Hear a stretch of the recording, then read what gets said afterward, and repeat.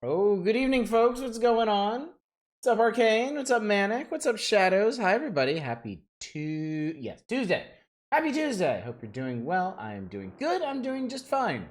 In fact, boy, look at all these other rotoscope scenes that we have to look forward to. Yeah, I'm doing good.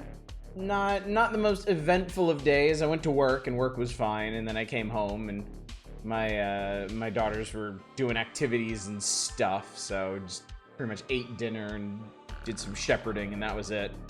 So really curious what that scene's gonna be. So yeah, not too much to report on my end. Barrow my heart into pieces. This is a crap resort. I beat Final Fantasy VI faster than I was expecting. Turned out min-maxing is effective because sort of Ruffle's not the final boss now, like 2 rounds. Nice. I also feel bad for the poor bastard who's hyping himself up so much. Numberless Dread, thank you so much for subscribing for 35 months. Damn, dude, you're 1 month away from 3 years. Can you believe that? Can you believe the passage of time itself? The inexorable march? Because I can. So I probably do a ton of damage individually per attack, wholly being done on some attacks, adding more damage. And he died, yeah. I will tell you, it's a bit of a tough boss if you haven't min-maxed. There's a bunch of stuff in the different phases that you have to manage and watch out for, and there's a learning curve to what parts do what things and stuff. But yeah, if you just splat him fast enough, it's fine. Yeah, min-maxing works, right? What is this? What are you doing?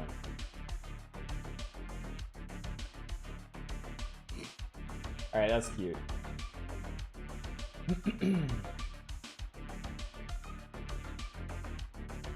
Trailer has spoilers? It does, doesn't it? Although I don't have any context for any of them, so I think it's fine. I don't think it's a big deal. It's gonna make me vomit, isn't it? God, I hope not. If that's your reaction, I fear for you.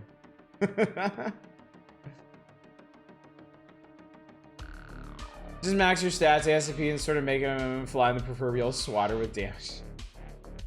That's interesting because like I said, I've never bothered to do that. I just kind of like drift through the game. I do a bunch of leveling and stuff. There's like 2 points in the game where I like to stop and grind up a bunch of levels, but it's perfectly manageable after that, even without paying attention to the whole Esper stat bonus thing. Are they doing Final Fantasy VII next, or might I take a break to give Xenoblade another shot? I mean, I would always say take a break. I would always say give yourself a little respite from that style of game before starting the next one, because I mean, Final Fantasies, once you get to like Final Fantasy, I'd say like 4 and on, are pretty tall orders, and they only get taller as time goes on. So if you're gonna play the series, you're gonna need some breaks in there. Yeah, binging. I have a hard time imagining binging the first 6 games. Like, I feel like after 2 or especially 3, I would have been ready to tap out, I would imagine. I mean, even for me, even playing something crazy and fun like the Serious Sam series, I had to take breaks in between those. I couldn't just play nothing. And that was also playing like the spin-offs and stuff too. That was playing like the top-down shooters and the platformers and all of that stuff. I still needed breaks from the series as a whole. So tried to binge the first 2 Yakuza games on PS2 and almost lost my entire mind by the end. I bet, Spice. I bet. Grabbed Age of Wonders 4 is awesome. I saw you post about that, yeah.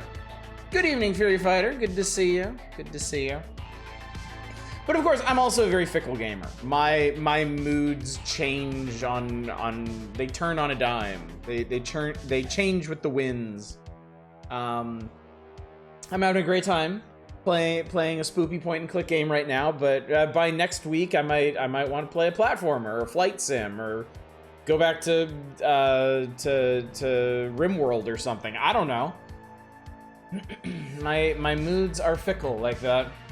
To play Gods Will Be Watching Serious Sam's, is he? That's funny. I've played a little bit of Gods Will Be Watching. I watched a friend of mine stream the whole thing. And that was a very interesting experience. That is, Gods Will Be Watching, I feel like, is one of the neatest games that has really bad gameplay. I feel like the original, because they added different like difficulties and modes and stuff to it, but I feel like the original intended gameplay of Gods Will Be Watching is like, it's perfect for the story, it's very thematic, and it is also not fun. Which kind of dovetails nicely with what we were talking about the other night about can games be good if they're not fun? I would say Gods Will Be Watching is a good game, but if you don't enjoy playing it, like that is not a mark against you, certainly. It is a very weird game, and like its bad design points are actually part of the theme. It's really weird. Very fascinating game. I haven't thought about that game in a while. Sometimes I can just really heavily dedicate my mind to a binge, even as long games, just sort of be like, I might stop by the end, then beat it, and like, next one. That's a good sign. That means you're really enjoying what you're doing. Keep like 2 games at least going, so that helps. Yeah, that helps too. For a while, I was doing a thing where I had a very simple rule for myself to keep me from like burning out on any particular game. I would not play the same game 2 nights in a row. So like, if I was playing Morrowind, if I'd start a game of Morrowind, I wouldn't play Morrowind every single night. If I played Morrowind one night, I would make myself play something else the next night, and then the night after that, I could go back to Morrowind. But I also couldn't make myself play, I couldn't let myself play that other game for a second night. So I made myself alternate between games, and that was very helpful for getting through my backlog and not getting too burned out on particular games. What's up, Lodra High? More grave robbing. I prefer the term Barrow meistering. Last time I really hyper-focused on binges are Yakuza and all the mainline Sonics. Nice. Deadly Premonition is some shit that's not fun, but still entertaining. Yes, Eva, the last encounter thing in that game is such a neat moment. It's so well done. Well-made games made to make you suffer. Gods Will Be Watching and give you anxiety attacks. Yeah, it is. It's not for everyone. It's not for many people. I don't even think it's for all that many people at all. I think it takes a very particular kind of person to appreciate Gods Will Be Watching. I'm glad I watched it. I'm glad I got to see the whole thing, because I don't think I ever would have played through the whole thing myself. Gods Will Be Watching is very engaging. I'd be annoyed if I were playing it myself, having anxiety. Yeah, definitely. If I had Final Fantasy 6 and Ace Combat 3 running at the same time, would alternate whenever we got burned out. Yeah, exactly. Who the fuck said Deadly Premonition was not fun? I mean, I'll say that. Deadly Premonition is like the best bad game I've ever played, or the worst good game. Not sure how you wanna phrase that. They basically mean the same thing. It's one of the best games I have not enjoyed. Never got around to Gods Will Be Watching, so an LP of it was really interesting. It's such an interesting game. It's so neat, and I really wish they could pull that off without it being such a miserable experience. But I don't think you can, because it really is the point. It's frustrating in a fascinating way. Deadly Premonition is hella jank though, fun bits aside. I mean, there's also like, look, Deadly Premonition is also a big time your mileage may vary game. I mean, even the stuff that works the way it's supposed to work is not gonna be fun for everybody. Pardon Gods is literal Russian roulette. That's right, there is. That's right. Gods Will Be Watching is a fun game to watch someone who is good at playing it. I mean, that's basically, it's fun. It's either fun to watch somebody who's entertaining to see struggle. Not everybody, I think this is a big thing for streamers and content creators. It's not fun to watch everybody struggle. Some people it's kind of sad. Some people it's frustrating in and of itself. But some people make the struggle worth watching.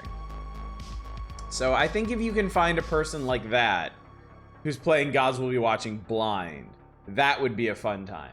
Or somebody who has just like internalized that entire game and knows exactly what they're doing and can kind of give you a guided tour of what's going on. I think those are your two options. I would definitely not suggest playing it yourself. The one thing I will not suggest is playing that game yourself. Oh god, if you watch me struggle and punch it, it'd be the cringiest shit. I mean, I was that way when I was a kid. I mean, I still have concerns sometimes when I'm playing really hard games and just fucking everything up. If I'm frustrating people or if I'm annoying people with my own struggles. So I don't know for sure, but when I was a kid, yeah, I would get super mad. One of my old NES controllers actually has teeth marks in it from where as a child I would get so frustrated I would just bite the controller.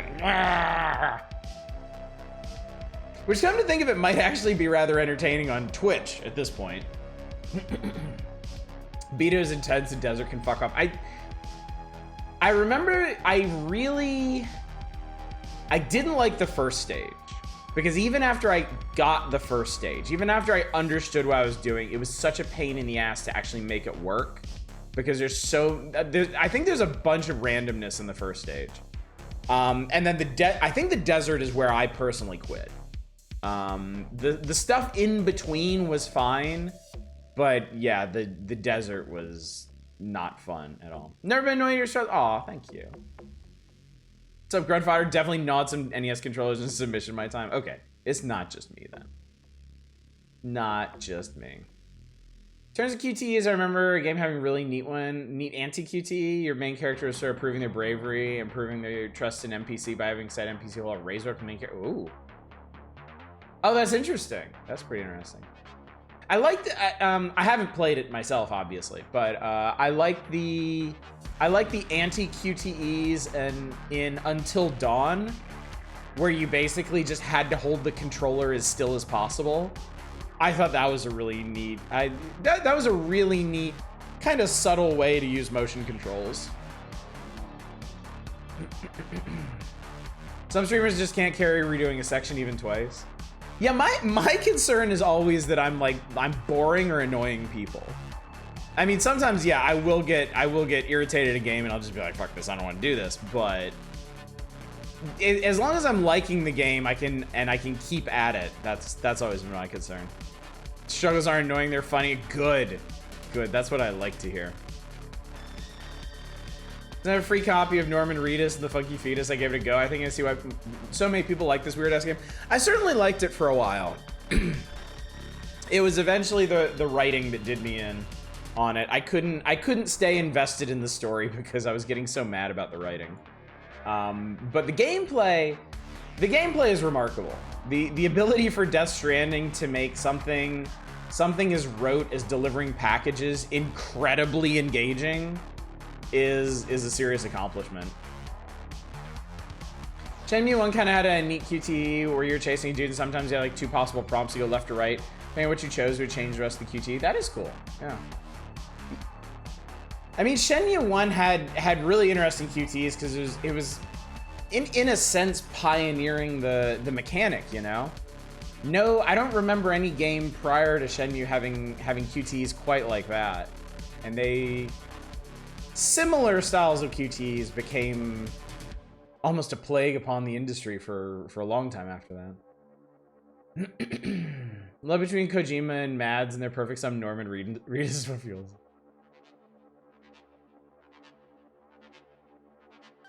Each stage has random variables. One of the patched in modes makes this fixed instead. Removes the Russian roulette scene completely. Yeah, I remember back when Gods Will Be Watching was still news. It had hearing about the updates. I think it's got like 4 different modes. I think there is just like a straight story mode or something if you just want to play through the story, and then yeah, a fixed mode with all the random stuff taken out. Just slaps you in the face right off with this about hands. Yeah. When I was like 7, I was stuck on level Super Monkey Ball 2 for an entire whole last night. The moment I beat it, I did Primal Scream. Wasn't expecting Kojima to drop a Hands Across America reference. Don't mind dodging combat QTs if they aren't like freezing combat, if that makes sense. RE4's non-cutscene QTAs. Yeah, RE4 I thought was fine. RE4 had some decent ones. Naming conventions and Death Stranding is so stupid. That's one of the things I liked about it though. Fucking Dead Man and Heart Man and Hot Coldman. God. I mean, just Norman Reedus' character's name. I will never get over. I will never get over that as long as I live. I love it and I hate it in equal measures. Biting something out of frustration is a pretty normal primate response, yeah. Yeah, fragile. Yeah, Jesus. Somebody should put a moratorium on Kojima writing female characters. Or just force him to like subcontract that out to somebody. Like, I don't know, an actual woman might be a smart thing to do. He was streamer Goldman. Gold streamsman. Kojima needs an editor like 24. He really does. Oh, Jesus Christ, he does. If he, I mean, honestly, I think Kojima is one of those creators that like, he's obviously an excellent game director because his games come out amazing in terms of engine and mechanics and all that.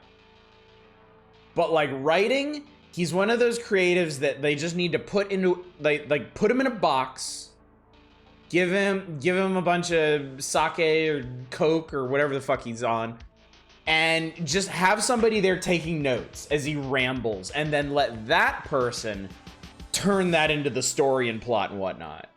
I don't think Kojima can be trusted to do it himself because it just, I mean, look, it obviously works for some people. It's super double plus, does not for me. A lot of Japanese writers need editors like 24/7. I mean, a lot of creatives need editors 24/7. It's not like a Japanese thing or anything. Like there's no shortage of creatives out there that just need to be told like no, don't do that. Fucking Peter Molyneux, chief among them. I would say David Cage, but David Cage doesn't need an editor. David Cage needs a trash can to just be stuffed in. That would solve that problem. Jesus, swear he is Kojima if he was a hack.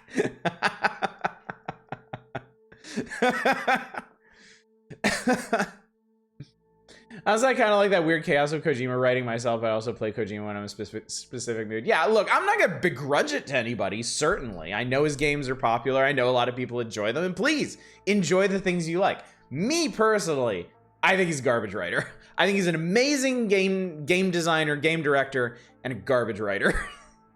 And it's a very, very easy thing to fix if you just let a fucking editor fix your shit. Okay? I know that personally. I've been on both sides of that coin. I have been the writer who needed his shit fixed, and I have been the editor who fixed someone else's shit. And it is invaluable. Really, honestly, like all writing should be communal. Like honestly, I think all writing is improved by being a group effort. I think solo writers, solo editors, the ones that are truly good at it are rarer than hen's teeth. Every writer needs an editor. All of them.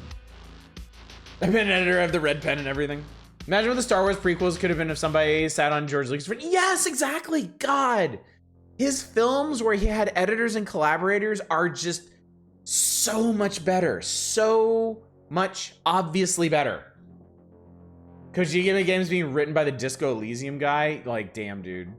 Imagine a game with Disco Elysium's writing and like Kojima's like direction and mechanics. Like, that would be incredible.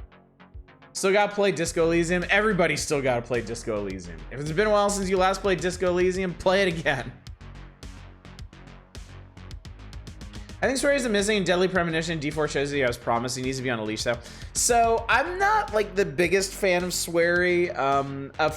My friend that used to stream a lot of games for me played a lot of, he was a big Swery fan, and he streamed a bunch of his stuff, and like some of it I was cool with, some of it I wasn't, and like I'm a bit torn myself, and I mean,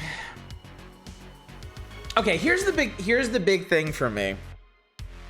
I streamed The Missing like years ago, and personally, I really liked it. I thought it was really cool. But I don't feel like I'm really qualified to say if that was a well-written game or not. And I don't want to get into the weeds of that, because I mean, if for one thing, if anybody here hasn't played it and intends to, I don't want to spoil anything about it. Though, God, it's such a prickly game, because you kind of need to know some things about it before you get into it. But yeah. The Missing is like the one game on Earth I just wish somebody would tell me what I should think about it. Because I think it's really good, but I don't know if I should think it's really good. And it's like the only game on Earth I feel that way about. For a very, very, very specific reason. What are people's thoughts on Yoko Taro? As far as I know, I have never played a Yoko Taro game, so I cannot comment. Replaying OG System Shock 1 and 2 to play the remake, I think one is the most fucking saddest games ever. Why does it operate like this? How did people find this okay? That's hilarious. Yeah, welcome to classic PC gaming. Yoko Taro is a perfect boy, he just really likes butts and isn't shy about letting you know. Thor High Heels did a pretty good video on swearing his problems. Obviously, he was met with people ironically calling him Thor Woke Heels. Now you jokingly call him that in his Discord. I've asked trans friends about it and they all liked it, so whatever. Okay.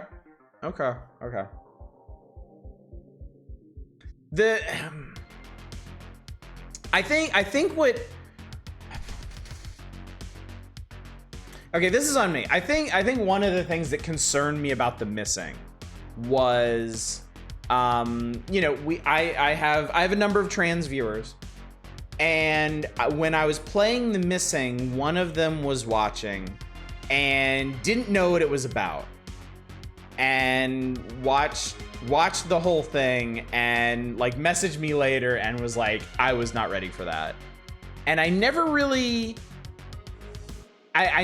pressed on what exactly they meant by that, like how they felt about it, but it made me feel kind of like, oh, what have I done, you know? Oh, what's up, Chaos? We were talking about, well, I guess technically we were talking about auteur game designers, and we landed on Swery, and we were talking about The Missing. Oh God, what's the whole title of that game? The Missing JJ Macfield and the Island of Lost something? Island of Lost Memories? It's got some long crazy name like that. I streamed that years ago and I thought it was really good, but I've always been unsure if it was... I've always been unsure if I should think it was good. Like, if it's actually well written, if it actually handles those themes well.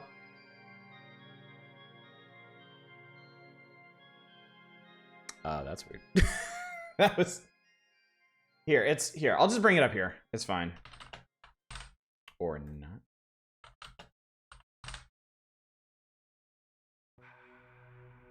The Missing JJ Macfield and the Island of Memories. Yes, I streamed this years ago. Yeah, back in 2019. I streamed this years ago. I don't want to spoil... okay. I don't want to spoil the story, but... Oh, God. Okay, look. There are some big trans themes in this, okay? This game has a lot to say, and it's really heavy. Let's just go with that, okay? And I thought it was really well done, but obviously in my capacity as a completely, utterly cis dude, I don't feel qualified to say that. So.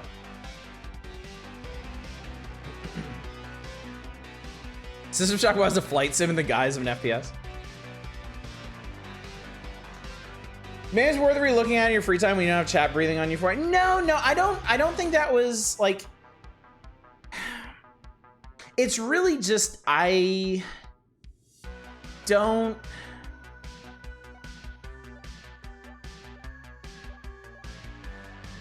It's like if somebody made a game about the struggles of if somebody somehow made a game about the struggles of being an editor working on like international writing projects and trying to manage the wills and egos and different interests and the toll that takes on you, like, you know, that's something that really speaks to me because that's something that I live. I wouldn't necessarily understand folks who don't live that life to really understand what it's getting at. And I also wouldn't expect folks out there to get if it's a good representation of that or not. So that's where I landed with this game. I think this game is really good. I think it's really well written, but I don't actually know myself if it is what I'm saying. So I guess don't misunderstand me. I'm not gonna like change my opinion of it. Okay. It probably sounded like I was saying this, and I apologize for that. I'm not gonna change my personal opinion of this game if trans friends of mine come and say, yeah, this game's fucked up. This is not cool. And be like, okay, well, I thought it was neat, but you know, obviously the writing didn't hit the mark. It didn't handle these themes well or whatever. So it's just I personally I can't say that. I don't know. Tell you what, I'll check out the missing and report back on my thoughts. Okay, cool. I appreciate that, and it'll be I promise you it'll be an interesting experience, like for sure.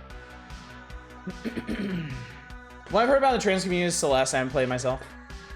Celeste was really, really good, and I guess Celeste is sort of in the same spot, but I feel like Celeste, from what I can tell, there's nothing really contentious in Celeste. Like the way the story and the writing work in Celeste, I feel like there's not really anything that anyone like could complain about in Celeste, the way it's handled. This game, it's a question of the portrayal, because the portrayal is very emotional, and there's a lot of symbolism in this that can be interpreted a lot of different ways. And yeah, I feel like there's a lot more variance in how you can take the missing than something like Celeste.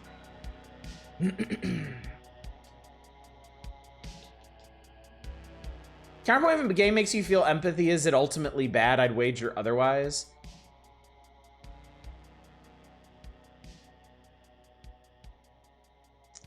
I do think it matters how it does that. The game could be flawed if it makes you feel the correct things and not actually damaging the community. I wonder. Because if you get to the right place, but you do it by using like hurtful or outdated tropes, I mean I feel like that's something that the wrong people are gonna key off of, you know? I don't know. It's an interesting question. I'm not prepared to say one way or the other, but yeah, it's interesting. Like discussing cyber sticks of trans icon. I was thought LGBT stories and media can be incredibly dodgy for someone in the community. Like even under a good light, it can be a bit dodgy. Do you not like the manga that has LGBT elements most of the time unless it's very specific? It's obviously, yeah. Yeah. Well, I mean, it's, you know, there's always going to be people out there writing on these topics that don't they don't have a personal familiarity with them, and they don't take the steps to gain that. And so you may, if you're lucky, if they're coming at it from the right angle, you may still get a sensitive, well thought out portrayal, or you might just get something that's not doing anybody any favors. Do you think games can have a higher chance because of indie devs though? Signalis is a beautiful gay romance story, one that shatters your heart. I mean, the lesson is, if you want to present a story about a group or an identity that you're not familiar with, involve those people. That's kind of the easy answer, isn't it? The obvious answer, and the one that really should be more prevalent, If you want to make a story about LGBT issues, you are not LGBT, you probably should get some LGBT people involved, right? Humans are complicated and weird. Best not to interact with them to be safe. Join the One Flesh. Last thing I'll say on the matter is that Swery did work with a trans consulting agency for this game. It shows, okay, that is good to know. That is good to know. I to my own discredit, I never looked into the background of the missing. I didn't look into how it came to be. So that is actually really relieving to hear, honestly. Come an AdMech tech priest. Crazy to think about because Deadly Premonition is fucking atrocious writing. I mean, maybe people change over time and not always in good ways. So maybe he regressed in some way. Probably thought he was an expert after this. I mean, that can definitely happen. Folks get one success under their belt and they feel like, oh, I know what I'm doing now. Terribly difficult part about that is none of the LGBT folk are monolithic in their ideas and lived experience. Oh God, yeah, that's absolutely true too. It's easy enough to talk about groups and identities at like they're one big hive mind, but that's not it either. Everybody is seeing these things from their own experiences, from their own perspectives. And yeah, so I'm sure there are trans folk out here who think this game is terrible for a variety of reasons, right? So, I mean, all we can do is share the experiences that we have, compare notes, come to some consensus or agree to disagree. We're all mature enough here that I think we can do that, right? Can't win, but you should always try. I think those are wise words to live by. I actually really like that. You can't win, but you should always try. Different countries' communities shift over time at different paces. Also true. Also true. This is a good game though in terms of gameplay. Yeah, I thought The Missing was really fun. I had a really good time playing it. It's got some jank because of one of the core mechanics in it is kind of touchy. The game needed to be a bit more accurate. The controls need to be a bit tighter than they are. But did I run out of music? Oh Jesus! Oh no, I didn't. Okay, I've almost run out of music though. So we're gonna get started in a minute here, because otherwise I think we're gonna end up going real late again tonight. Actually, probably gonna end up going real late tonight anyway because I really like Excavation of Hobbs Barrow. Yes, I know there's a general shared experience from broad sweeping sense. As soon as you get to details, and yeah, it starts wildly varying person to person. Yeah. I mean, ultimately, you just gotta listen, right? You have to have open ears and an open heart.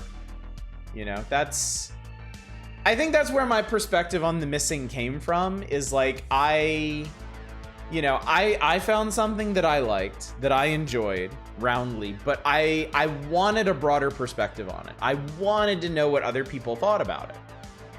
I had an active interest in knowing if people thought it was a good portrayal, or if it was hurtful, or if it was somewhere in between, if it was a mixed bag. So, and I kind of feel like as long as you're approaching things from that perspective, you can't really go wrong, As long as your approach to these issues is, I want to learn, I want input, I don't want to just form my own opinion and let it calcify, you know? I think that's what's important.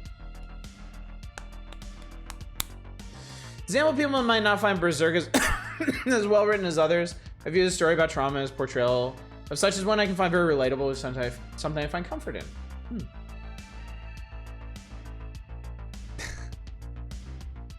I watched Will and Grace once. I'm pretty sure I'm an expert. Okay, Will and Grace was sort of progressive at the time. Someone does writing and game dev as a hobby. I see a lot of people get caught up with the idea of, oh no, I can't write about so-and-so topic because I'm not a member of a certain community. I'm afraid I'll do a disservice. I see writers who are members of that community get torn apart for writing things they literally live through. Like, honestly, please don't put too much emphasis on thinking you have to be a member of a certain group. I would certainly never say like any stories are off limits, you know? I don't think that's the takeaway, but I do think the takeaway is if you're writing on experiences that you haven't lived yourself, I think you do owe it to at least talk to people who have lived those experiences, you know? I mean, like, so many great stories, great pieces of media were made through a lot of research.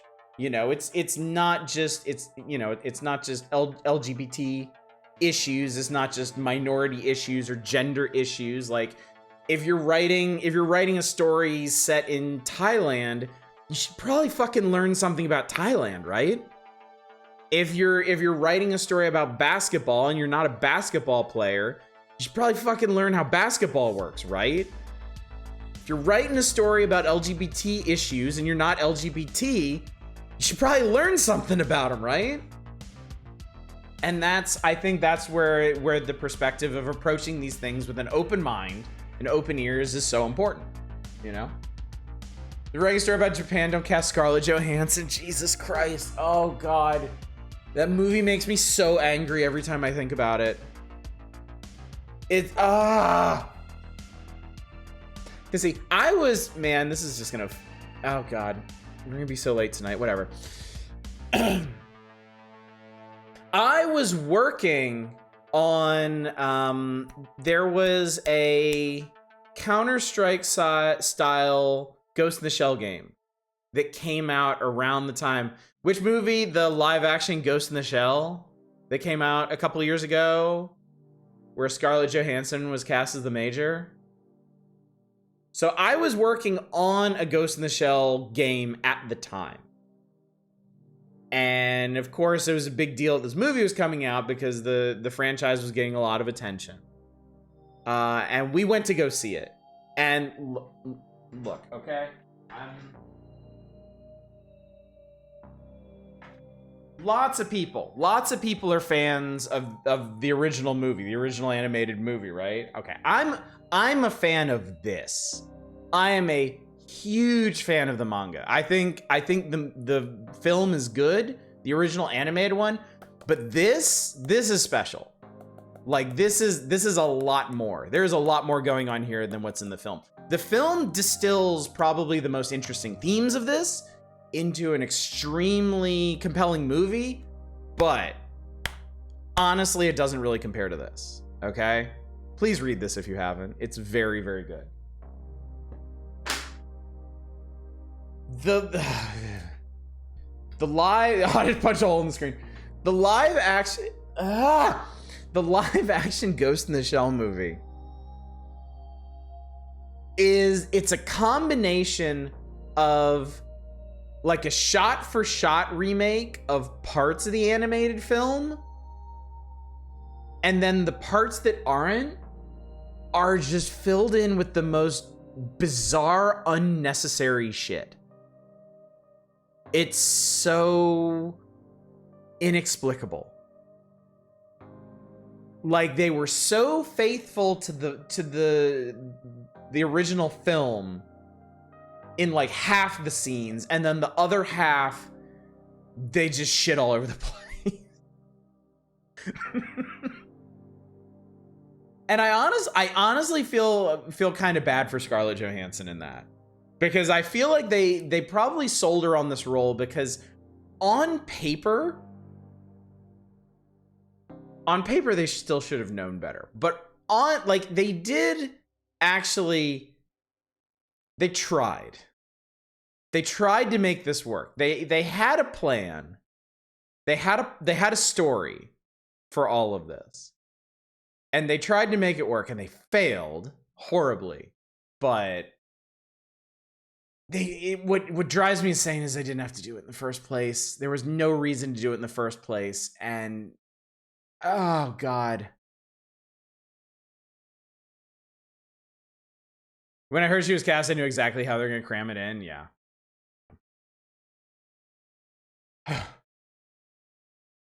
By the way, I'm not reading shit about Kite. I've watched that movie. We're not discussing it. Just watch Standalone Complex. Standalone Complex is very good. Standalone Complex is good. All right, we ran out of music. I'm gonna play the video game. This has happened. We're here and now, and it's time to play a video game.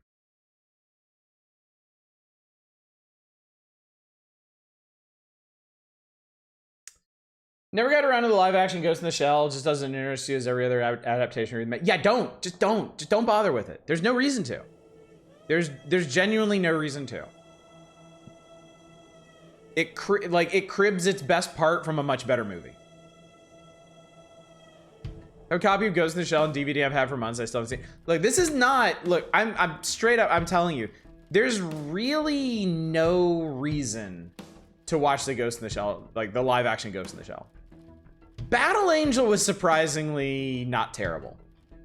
I watched the live action Battle Angel on an airplane, and again,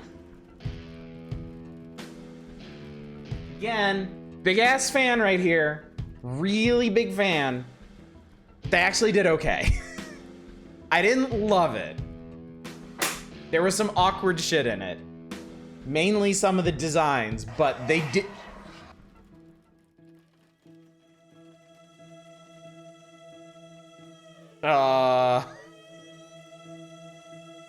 Did not expect that.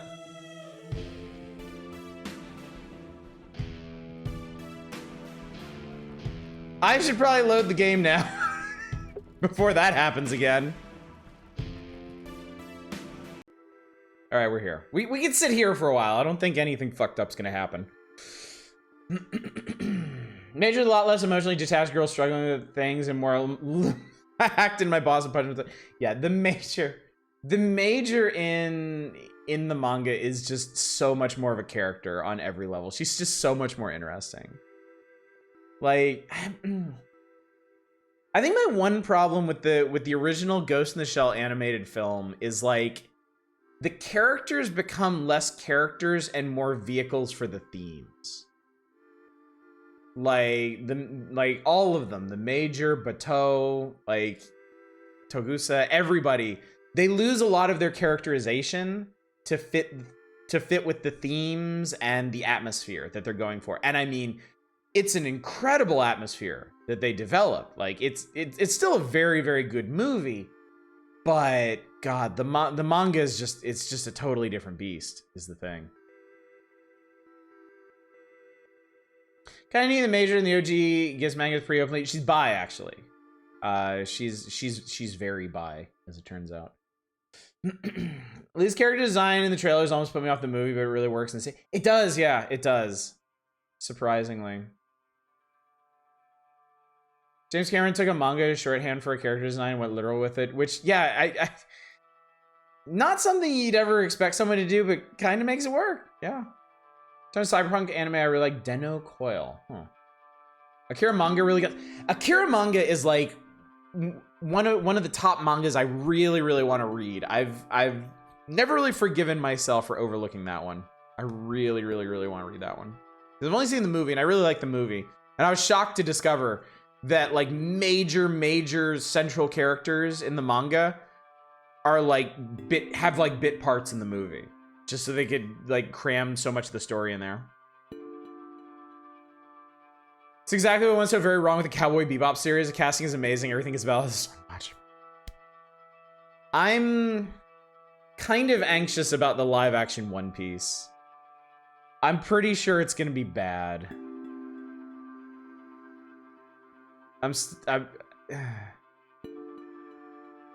I'm probably not gonna watch it. I'm probably gonna see some really, really embarrassing clips of it on Twitter. And I'm gonna feel really bad for One Piece for a while. But at least unlike Cowboy Bebop, One Piece is still going. So you can just retreat back into the actual series.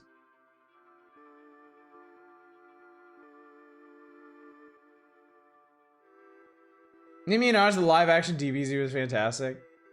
Well, I'm pretty sure the live action DBZ gets credit for bringing Akira Toriyama out of retirement to do more Dragon Ball, just so the live action DBZ would not be the last thing people remember about Dragon Ball. About how will it be bad, James Marsden? I don't know. I don't know anything about the actors. They got some at least unknown to me actors. It's just I don't see it. I don't see how it'll work is the thing.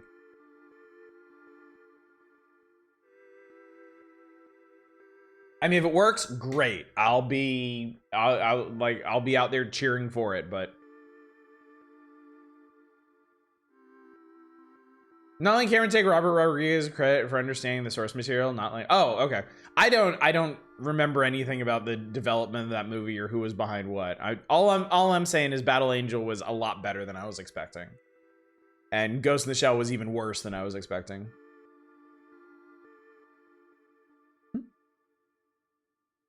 This is the plot to Waterworld.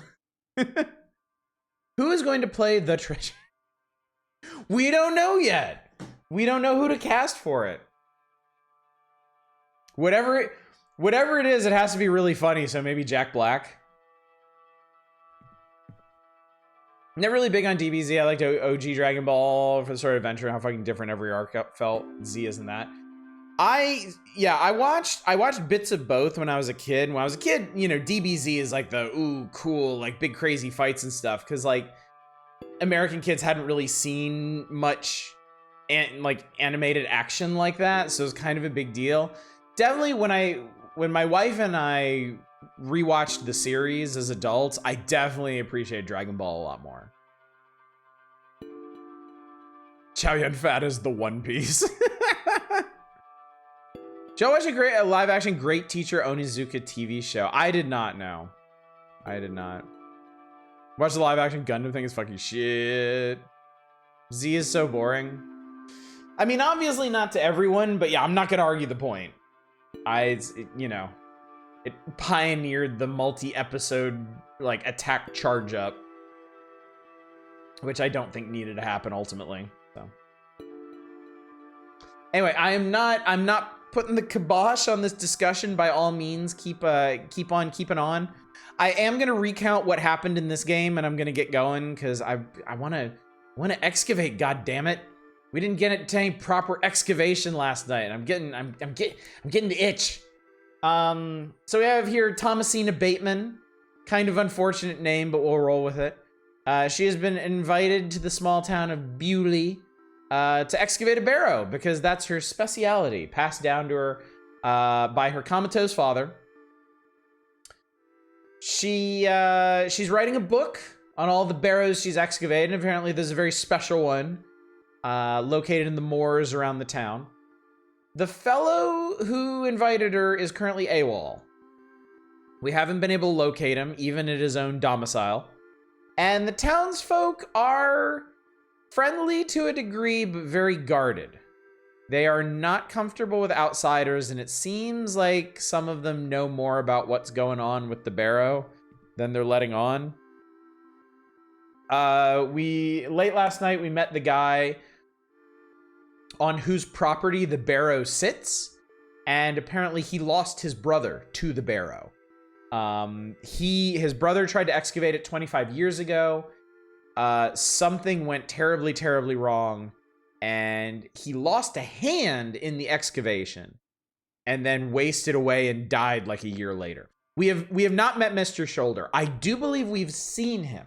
I do believe he was the old guy that gave us the slip outside of the inn on the very first night.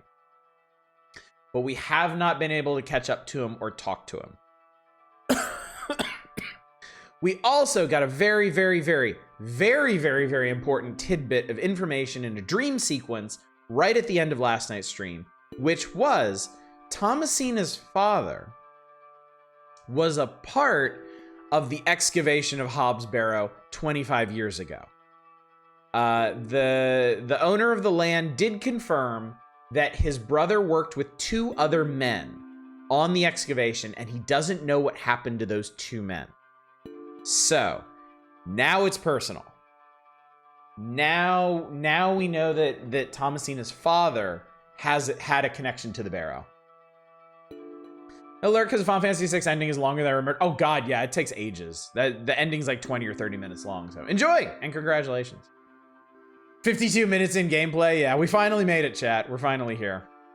Something that's been mentioned already is her father is currently basically invalid. Yes, he contracted some kind of wasting illness and is bedridden, totally unresponsive. So which basically destroyed Thomasina's mother. Basically all she does is grieve for him, so she kind of she's had it tough. She's had it very tough. Anyway, there's a book here. What's this? What's this? What's all this then? It's a book. There's Open a it. strange stone strapped to the cover. It's chicken.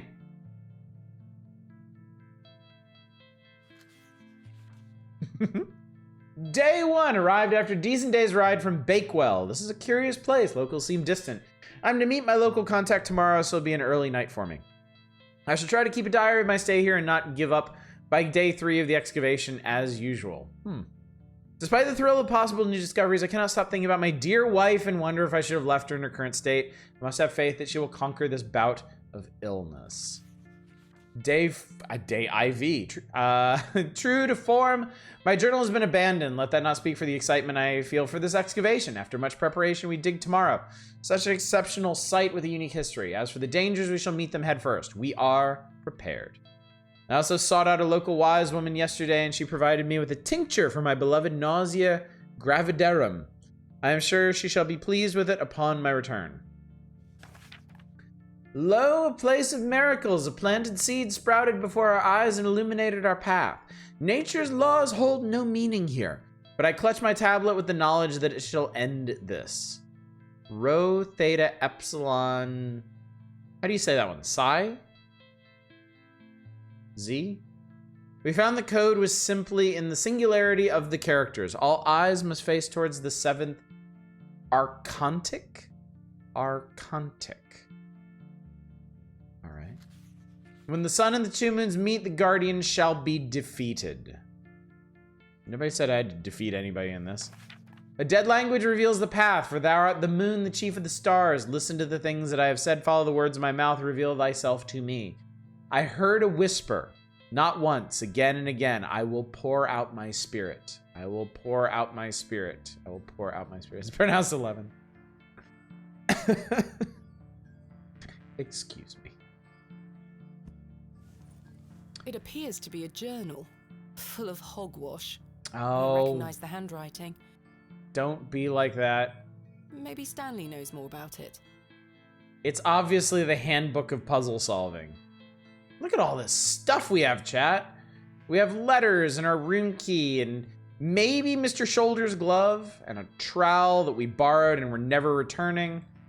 We have, Curses! I forgot I had this worm in my pocket. Poor thing is dead now. Ooh, that's Rest in fucked up. peace, Kenneth. Oh god, we just discarded Kenneth. Oh god, he is no more. Wow, I really fucked that one, didn't I? I've had this for years. It's looking like it could break at any moment, really. We got our favorite chisel. We can examine the journal again. And then, what's the chicken stone? Look, if real Kenneth is any indication, Worm Kenneth was not long for this earth anyway. There's more Kenneths where that one came from. Good morning. How's your head, Miss Bateman? That were quite the tune you treated us to last night. To be honest, Stanley, I felt better. I take it you slid this journal under my door? I beg your pardon? The journal, Stanley. I certainly did no such The thing. journal, Stanley. Nor could have anyone else. You're the only guest staying here. What's the meaning of all this? Do you propose that it manifested itself out of thin air? Yes. Well, Yes. I shall relent. I shall be kind. He doesn't seem the type to fuck with people. I'm sorry. I just don't understand how else it could have got there. Are you sure there was no one else here overnight? without doubt. How very, very peculiar. So, what does it say inside? Yeah, sure. Let's show Take Stanley. a look. Well, I can't make head nor tail of it. Neither can I. Maybe someone else in the village can help you with it. What do you make of this stone? That's a funny looking thing. The chicken It's got a stone. cockerel on it. He said, But God. have you seen anything like it? My word, it's full of porn. Do you ever have strange dreams, Stanley? Me, I sleep as sound as a baby. I had Baby. one such dream last night. It was so vivid. What were it about? An interesting facet of the dream is that the creature, the person, the whatever we met in it, asserted that it was no dream. Let's explain it. I was at Hobbs Barrow, Oh? but Oh. everything was different. Purple, Great hence peaks the lighting soared tonight. in the distance. And there was a creature, A creature, you say? Creature, you Yes. say? a short, robed fellow, eyes as black as pitch. It told me that my father had been there in Hobbs Barrow many years ago, but something went wrong, and the creature helped him escape. It said that I would find proof in the morning. Oh, the journal. You've had a premonition, lass. Please, Stanley, I've no time for that nonsense. But I'll admit it's a Thomasina, strange coincidence. you need an open mind here. Now, what did I tell you about Hobbs Barrow? That I should leave it alone? Aye. Hogwash. Hogwash. Your dream reminds me of a story from my childhood. An old folk tale. Ooh, we might about be getting Hobbs context. Yeah, let's do it. There'd be more astronauts going through the monolith like Dave if it was full of porn. My God. It's full of ass. Sleeping so poorly lately, and when I do, it's just been nightmares of back. Ew. Awful.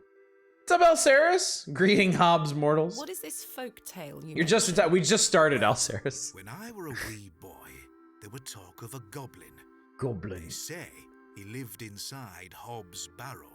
It's a goblin house. Hobbs Barrow. Ah. Hob, coming from Hobgoblin, of course. Hob the Gob. Fortunately, I don't remember anything else about it. I was told not to believe in such fairy tales, Stanley. Don't close your mind to such things, lass. I'm sure Mr. Shoulder will tell you more. Perhaps, if I ever meet him. Goodbye. See you soon. Good Okay. morning, Mr. Kemp. Good day, Miss Tompkins. Who? I'm here for his lordship's paper. Sorry, lass. Mr. Price hasn't dropped them off this morning. I heard he actually left the village yesterday. Indeed, I can vouch for that. I stole Mom, his shit. Good day. Oh dear. His lordship won't be pleased. My sincerest apologies, Miss Tompkins. I'll come back in a few days. Ta-ra. Goodbye. Ta-da. In Legend of Corandia vibes with the VA. It's another one I've never played. What is The this? knife is stuck deep in the table. Let's have it then. Goodness me, I can't budge it. Be careful, Miss Bateman. You'll cut yourself. I spent all morning trying to get that bloody thing out. I shall be having words with that scoundrel next time he shows his face. Is that the grave fella? Ugh. Curses. We Curses. have our very own Excalibur. It's all yours if you can pull it out, King Arthur. Can I chisel it out? I do not wish to damage Mr. Kemp's table any further than it already has been. Well, I guess setting the table on fire is out of the question then. Damn and blast. Maybe the glove will help. No, that won't work. Damn and blast once again. Corandia is very much we have King's Quest at home. Pliers. Don't have pliers. Haven't seen any pliers Who's Miss yet. Tompkins? A housemaid in the employ of Panswick Manor. She comes by to pick up his lordship's weekly paper. I'm surprised newspapers are available in Bewley. Aye, His lordship gets what he wants. Lord Panswick likes to keep up with affairs from outside Bewley. Aye, he has many interests around the country. Sounds a little What ominous. sort of interests? His lordship's affairs are his own business. He just has a lot of them. See you soon. Alrighty. So, ooh, it's Right. froggy. I need to convince Mr. Bryden to let me excavate Hobbs Barrow and find out where this journal came from. The Lord, so real estate primarily. Oh right, it's market day. Totally forgot about that. Good day. I'm still setting up my stall. Come back later. Piss I'm off. sorry. She is busy setting up her stall. As she has just established. Hello? Father Roach still looks rather pallid. Do you need me to bleed him again? Good morning, Father Roach. Ah, Miss Bateman. What a pleasure to see you again. Have you tracked down Mr. Shoulder yet? Nope. Don't get me started. I'll take that as a no. Indeed. Hey, look at this. Do you recognize this journal? What a tatty old thing. Tatty. You ought to take better care of your possessions, Miss Bateman. It's not mine. Then prick. whose is it? That's precisely what I'm trying to find out. I'm afraid I can't help you. I haven't seen it before. What do you make of this stone? I don't recognize the symbol from any Christian iconography. No cocks in Did you Christian make it yourself? iconography. No, never mind. Did you make the bird stone yourself? Final Fantasy 6 might be in your top 3 now? Glad to hear it. What brings you to the square today?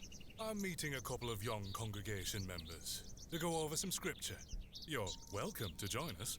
Ooh, Thank you, Father Roach, but I have quite a busy day ahead of me. of We not will be finding St. people I need Edmunds, to find. Should you wish to join us later?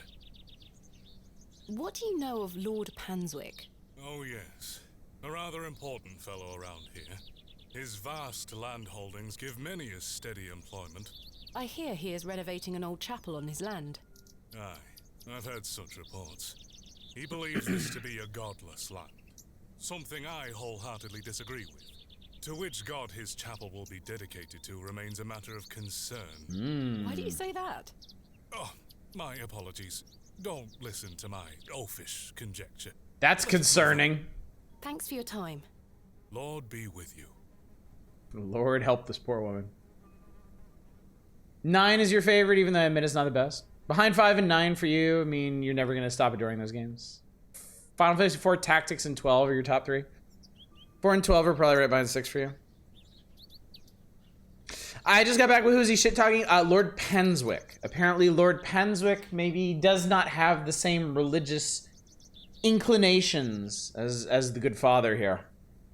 Which makes me wonder about maybe some pagan involvements. Anyway, since we gravitated over to Final Fantasies, y'all know that Final Fantasy 6 is my favorite. I would say my second favorite is Final Fantasy 10. And then I think my third would probably be 4.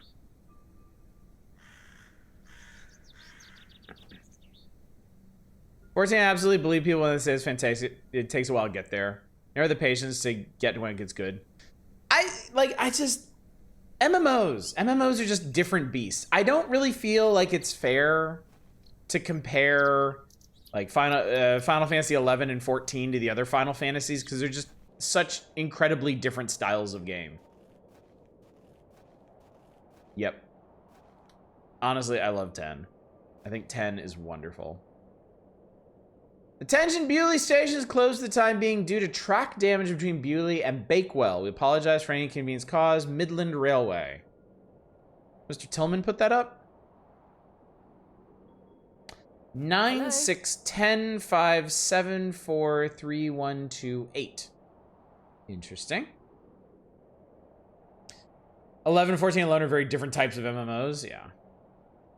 There is that as well. My mother always told me not to walk on railway tracks. 11 feels like a virtual multiplayer Final Fantasy world. 14 feels more like a multiplayer Final Fantasy game. I've heard similar things from people who are big fans. Yeah. No. I get you on that. Well, hello there. Thomasina! Good morning, Arthur. You look a bit addled. Are you feeling all right? I am not used to drinking as much as we did. We got pissed drunk last night with this My dude. head is pounding. To tell you the truth, Arthur, I've had a somewhat puzzling morning. Oh? Someone slipped this journal under the door of my room. Whose journal is it? I have no idea. The text refers to some sort of excavation. Stanley must be playing tricks on you. He swore his innocence. I thought perhaps you might have done it? No, it wasn't me. That's for certain. Somehow I have a clear memory of last night. Unusual for him. I wonder who left me this journal then. Mind if I take a closer look? Please go ahead.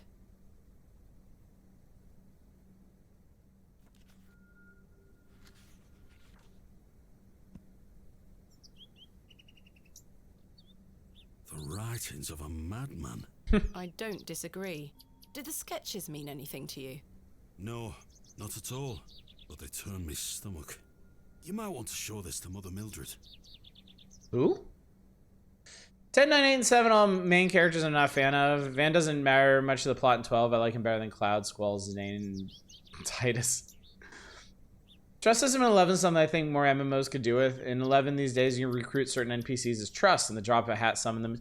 Oh, right, I heard about that. Yeah, like NPC assistants to help with... Because, like, everything in Final Fantasy 11 was designed around parties, right? So the whole trust system was a way to keep the party-based action, but without having to involve and coordinate so many people. Yeah, it can't be soloed, right? Is the journal like the King in Yellow? Is everyone you show it to going to become a cultist? I still suspect that they may already be cultists. And they're just playing real nice with me. I love how we're showing random, ordinary people a deeply plot important thing, and they're all like, fuck if I know, but yikes. Who is Mother Mildred? Some think her a witch. A witch? Aye. She might be able to help you with the symbols.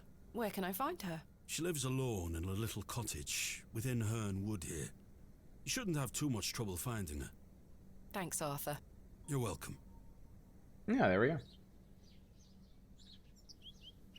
I like the letter where everyone who reads it ends up dead.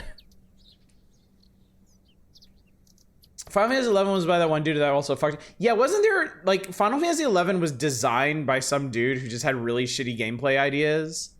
And then when it came time to make, and the game succeeded despite that because, oh my god, a Final Fantasy MMO. And then they sent that guy over to do 14, right? And he totally fucked that game up.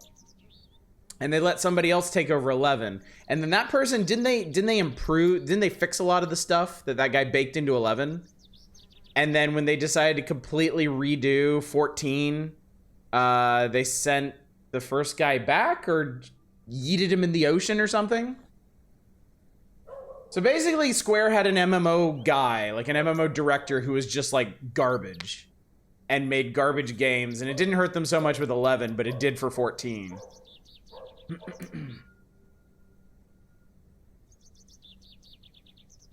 Cloud's kind of a victim of his plot. I still maintain. I will always maintain, and I'm not a huge fan of Final Fantasy VII to begin with, but I do think Cloud is really not as bad a character as everybody makes him out to be, and I think I really think it's because of his portrayal in other games and media since then. Like, I feel like if you go back and play the original Final Fantasy VII, he really is not that bad. Like, he has his funny moments, he has his quirky moments. Yeah, Cloud's fine. I really like Zidane, probably my favorite Final Fantasy protag. He's flawed and has room to grow. Unlike Lightning, they never have to be an annoying level of flawed for me. I imagine not too many people are going to agree with me on this. That's how I feel about Titus. I actually think Titus is a really well done character. Personally. But I also can understand people not being able to take his particular brand of peppiness.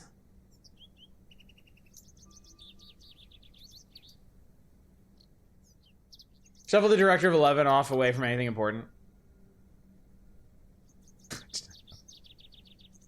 Final Fantasy VII Remake makes him much more palatable. Yeah, I heard he's fine in that too. Like, they actually kind of backed away from some of the, like, grim, dark characterization they gave him in the intervening media. Titus has dat laugh, though. People way oversell that.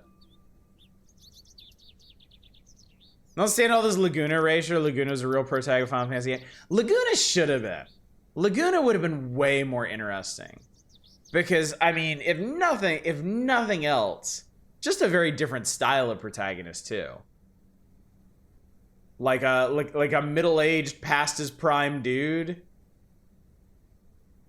In the driver's seat for a Final Fantasy game would be a real swerve. Yeah, that's the other thing. Titus's laugh is supposed to be awkward. Like, there's a purpose to that scene. It's as good as the localization and voice acting is throughout the rest of the game. Like, it should kind of tell you something that laugh comes off the way it does. Yeah, the Laguna bits of Final Fantasy VIII are really cool. And they also set up a really cool late game reveal. Laguna was a journalist, which could have been a really cool gameplay gimmick. Yeah, absolutely. What do you make of this stone? Look at my chicken stone. It's a good shape. What's up, Traydon? Swimming across water. Lurk away, friend. Glad you're here. I'm not sure. It was strapped to the cover of the journal. How mysterious. How mysterious. Heard about Final Fantasy games, I'm here to contribute a butt. I love butts. Contribute all the butts you want. Time last night. The beauty of Final Fantasy games is nobody agrees on anything about them. I really appreciate it. The feeling is mutual. Thank you too, Arthur.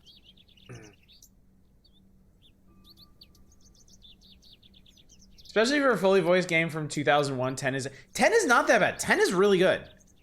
10 is I think 10 is kind of a turning point for localization. I know it happened before that. I know it happened I point to Chrono Cross. I feel like Chrono Cross was probably the real turning point for Square's localization. But I mean, the amount of voice acting that had to be done for 10, I think, is a pretty big landmark too. Excavation butts hollow. The telling the laughing scene is one of the only things I vividly remember from Final Fantasy X. It's also dumb. I mean, if you weren't that into it, you weren't that into it. I remember a lot of shit from Final Fantasy X, and I haven't played it in a long time. I have not played it, I think, since college.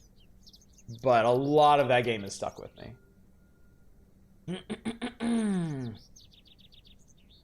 12 probably is your favorite dub. 12 is really underrated. I haven't really tried to get into 12, but I have to say, nothing I have seen about 12 makes me think I would enjoy it. Personally. I think 10 may just have been as far as I could go with the Final Fantasy series. Because I don't see anything about 12 that I'm interested in. And 13 was bad. I did not enjoy 13. And then I wanted to play 15 at some point, but at this point I'm just kind of like, nah, whatever. And from what I've seen of 16, I mean, it looks pretty wild, but also not something that I'm interested in, so. I think maybe I'm just over Final Fantasy games. And that's fine, because I have 10 plus games I could just cycle back to whenever I want. I like 12, some of the story fights are balls. Fun fact, the dialogue triggers in Final Fantasy X were tied to specific animation keyframes on given characters and objects. Timing could not be changed without completely reworking the in-game cutscene, in-engine cutscenes, because all cutscene dialogue for Final Fantasy X was timed around the animations and dialogue trigger. That's amazing. Traydon, that's honestly fucking amazing that they managed to get that game to sound as good as they did without reworking the cutscenes like that. Because I've had to do shit like that, and oh my god, it limits your options so much. It is really hard to write around something like that. 12 is Final Fantasy, but Star Wars, yeah, I think that's one of the reasons I'm not interested in it. Because all the cutscenes I've seen from Final Fantasy 12 look like the Phantom Menace. And if there's one thing in my life I need less of, it's the Phantom Menace. Could never get into 10 personally. I like my RPGs more sprawling than what 10, 13, and 7. Yeah, no, that's totally fair too. 10 is very linear.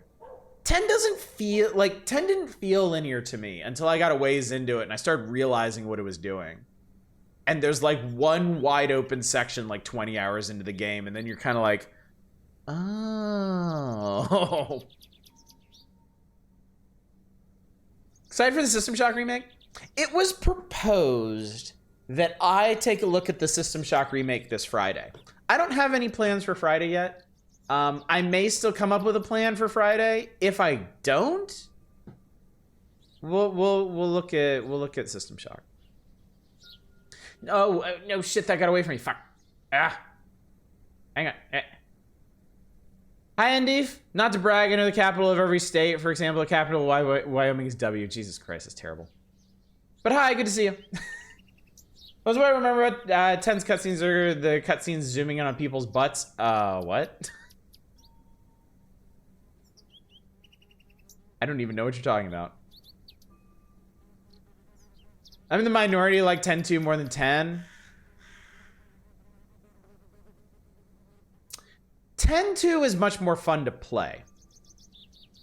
10-2 is a really, really, really fun game to play. 10-2 is weird. I really like it. I like it a lot. 10-2 is generally well reviewed. I mean, it's super fun. It's more fun to play than 10 is.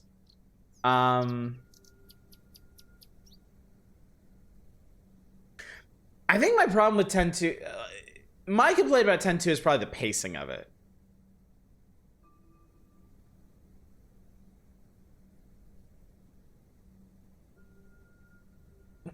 Mac, you bring that up every time 10-2 comes up, and I still think you're off base. I still don't quite think you have it right. But, different strokes.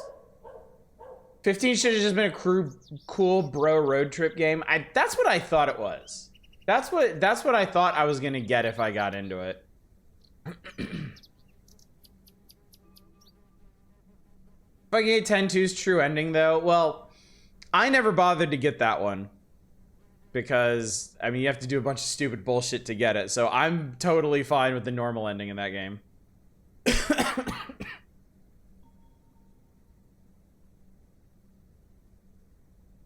I see the railway station is closed. What happened? The line is down. Track damage between Bewley and Bakewell.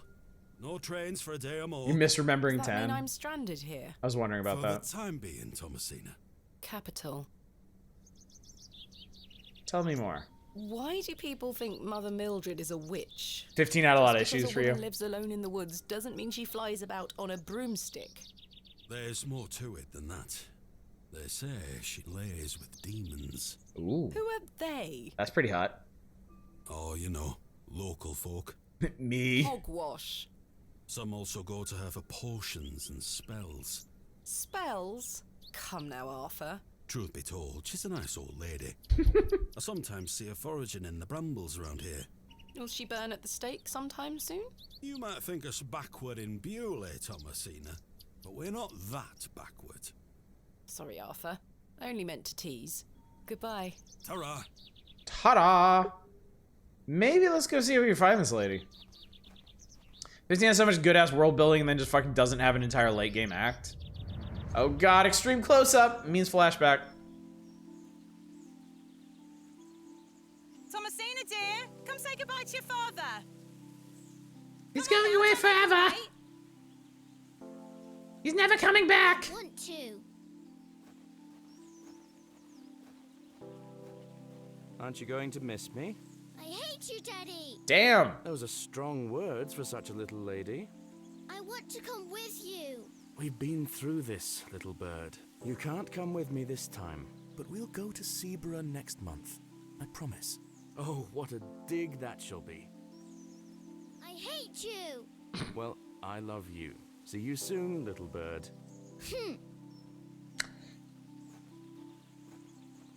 This might be her complex about her father, that being the last thing she ever said to him. VA is pretty darn good in this? Yeah. Yeah, the voice acting in this is quite good. Which is just really nice, because I know Wadjet Eye only published this game, but their earlier games have some pretty spotty VA. I shan't be visiting the badges again. I was lucky to escape intact.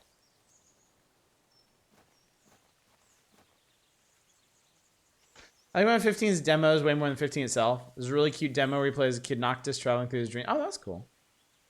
Badger's dangerous? Yes. They will fuck your shit right up. Resin has been oozing from the stump. It looks set now. Can I have it? The resin has set somewhat. It's firmly gripped to the stump.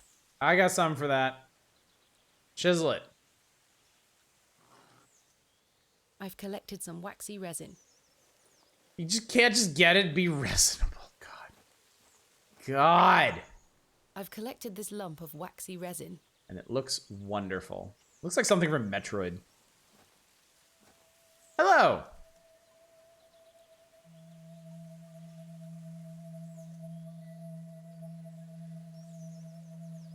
I think he's some sort of sap. It's the old woman I saw at Bewley Station.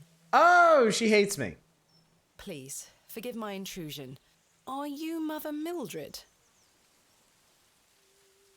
Some call me that. I prefer Mildred Walker, given as that's my name. Apologies. Thomasina Bateman. I think we met at Bewley Station. I take it Panswick's men have cleared off. Good riddance. Those ruffians would cut their own noses off if he asked them to. I recognised you the moment I laid eyes on you at the station. I beg your pardon? Oh, yeah, it's quite a striking family resemblance. You have your father's eyes, Miss Bateman. Super creeped My out. father. Such piercing blue eyes he had. What a handsome young man. William. He was here, in Bewley. Oh, yes. A long time ago, mind. 25 years by my reckoning. But I'll never forget those eyes. He was at the Barrow. It's all coming together. Sticking lumps of shit in our pockets now. Why was my father in Bewley? He were helping Samuel Bryden excavate Hobbs Barrow. You must be jesting. Do I look like I'm jesting? I'm ingesting these fine berries. How did you come to meet my father? One might say I have a reputation in these parts. Folks from all around come to me for help with their ailments. Hernwood is abundant with flora that, if mixed correctly, will cure almost any ill. Your father must have caught wind of this, as one day he came to me, asking for a cure. A cure for what? The journal Your mentions mother was this. with child, and she was suffering the most terrible nausea. Adam. I made something to help her. The journal. This was entered in the journal. It belongs to my father. What Dad journal? had the limp dick. Take a look at this. A passage recalls meeting a local wise woman to seek a tincture for his beloved's nausea gravidarum. Aye, that's me. Yep, that's I me. made the tincture for him.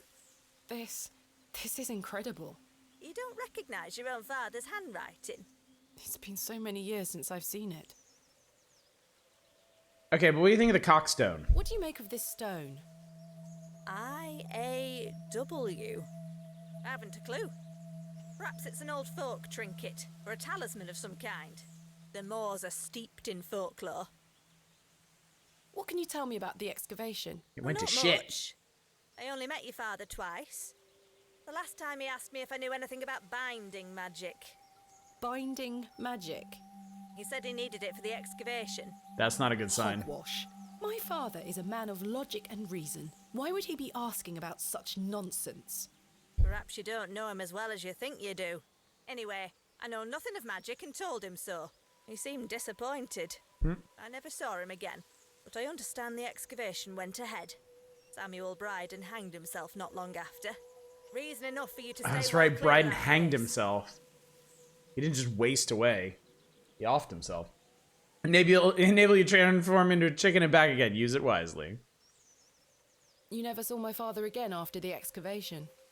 No, I always assumed he just went home. Who excavated Hobbs Barrow alongside Samuel Bryden? That's right, there and was my a third father? person. From memory, it were just the two of them. No, there's a third. Charles Bryden mentioned there was a third man involved in the excavation. Is that so? You What best if- ask him about it. What if He the knows third more man than was I do. Shoulder? Can you tell me anything about Leonard Shoulder? I know of him, as is the nature of such a small town. I also know he invited you here. Little escapes you, Miss Walker. So they say. My path rarely crosses with his. Let's put it that way. But he's a nice Yeah, he was an old man. I see. What do you think my father meant by binding magic? I've no idea. He didn't explain more, and I didn't wish to pry. This just doesn't sound like my father at all. You'll have to ask him yourself. I'm afraid my father has been incapacitated since I was a child. He cannot speak nor move. Terrible. Oh, I'm sorry. You said that the flora here could cure almost any ill. Almost, my dear. But your father's affliction sounds beyond my abilities. The landlord of the Plough and Furrow told me about a folk tale associated with Hobbs Barrow. Something about a goblin. Are you familiar with it? No doubt there is such a tale. Name any beastie you can think of, and someone round here will have a story about it. My thoughts precisely. Getting pulled into that Gundam battle operation thing. It's apparently out. Another Overwatch, but Gundams thing. That could be cool.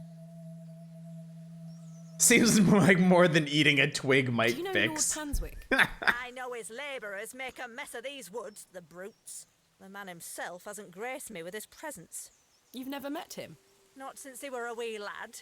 A maid brought him to me with a sore stomach.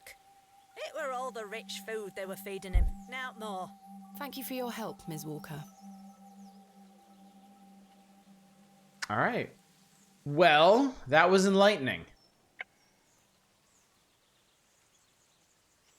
Also, I just lost something from my inventory. What did I lose?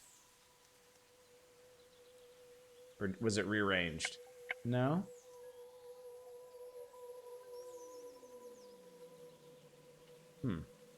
That didn't used to be on that page. Weird. The cottage is nestled cozily in the woods.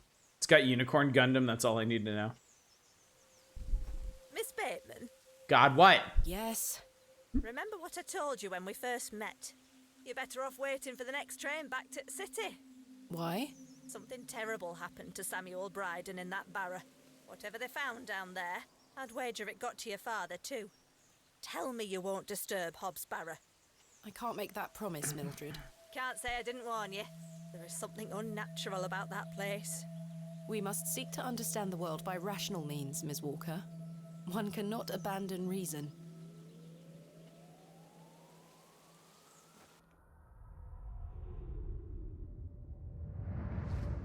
What's up, Echo Far? Good to see you, buddy.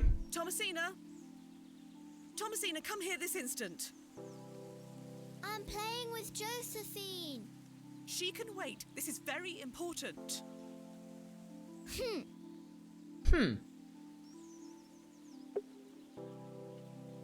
I'll be back soon, Josephine. The hell do you want, Mummy? What is it, Mummy? It's your father. Daddy's home? No, my dear. I must go to Bakewell with haste. Miss Bowes will look after you whilst I'm gone. Is that clear? Where's Daddy? He's had an accident. What happened? He's come off his horse. Silly Daddy. Will he be alright? Silly daddy. Of course he will be fine. Your father is as strong as an ox, but I need to go collect him, all right? Collect the bits Can't of him. I come too? No, dear. Miss Bowes will look after you. But I want to come. Go pick up your dolls, then come inside, all right? Yes, Mummy. I cannot get over how much young Thomasina sounds like Peppa Pig. It's killing me. Josephine, it's time to go inside now. That turns out to be a perfectly scientific and rational toxic gas. Where did Mummy go? No answer. Blank stare. Silence, child. Never heard Peppa... Get Get thee to YouTube and watch a quick clip of Peppa Pig. It is uncanny. Especially consider myself lucky that I haven't seen Peppa Pig. Okay, look. Honestly, Peppa Pig is really funny. Like, even for adults, there's something about it that's just incredibly charming. I helped him then, and I can help him again.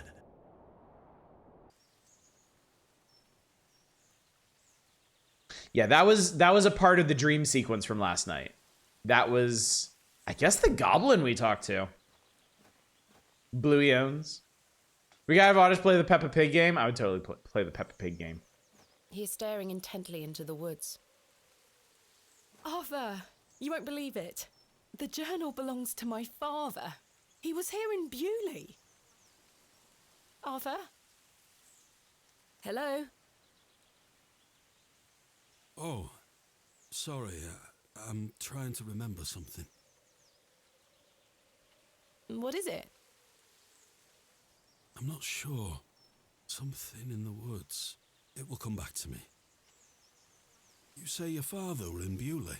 Yes! Mildred said that he helped Samuel Bryden excavate Hobbs Barrow 25 years ago. Well, I'll be. Let's talk about it tonight at the plough.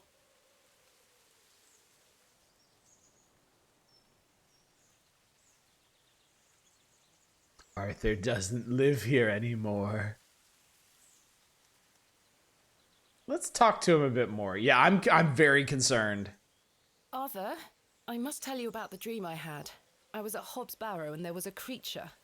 It told me it saved my father from something inside and that I would find proof of this in the morning. Sure enough, when I awoke, the journal was in my room. Mildred confirmed the journal belonged to my father. The creature told me it could help my father again. I mean, it was merely a dream.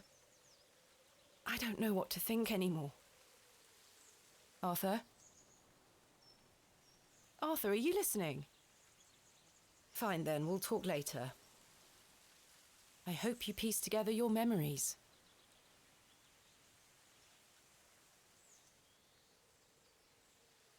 I have concerns.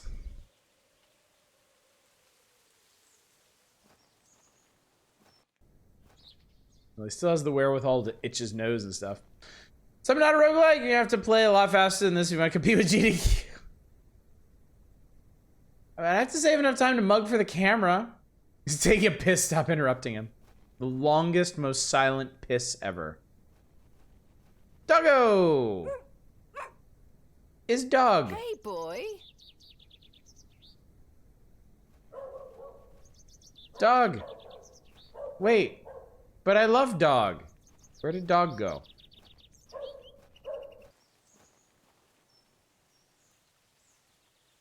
I don't hear dog anymore.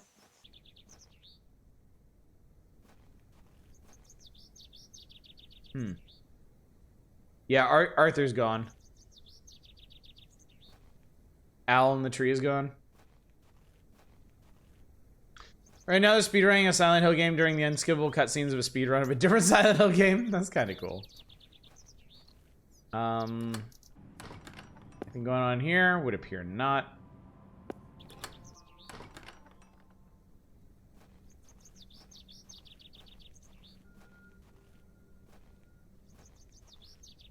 Hello?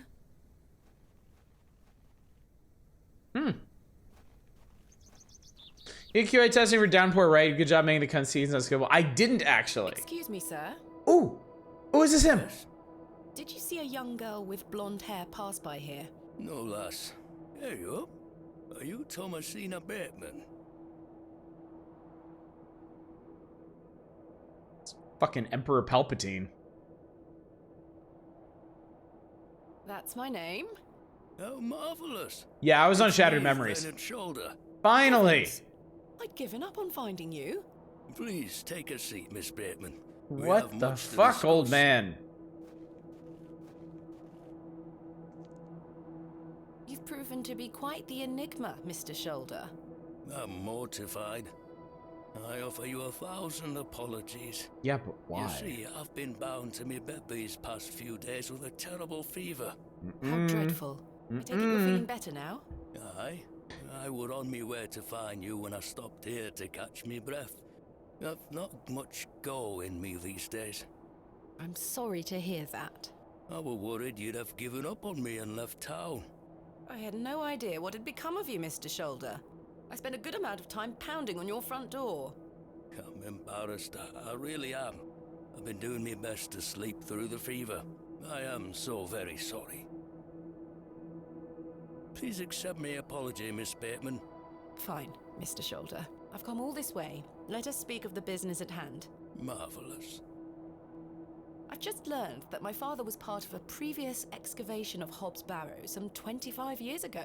Why didn't you mention this in your letter? What? Where did you hear that? I have my means. I swear, Miss Bateman, I had no idea. I take it you will also deny delivering me my father's journal? I'm confused. What journal? My father's journal was slipped under my door at the Plough and Furrow. It wasn't you who did this?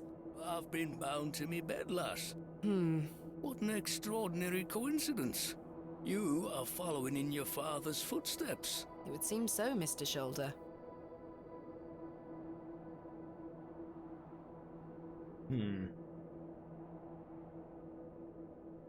This is kind of a big deal.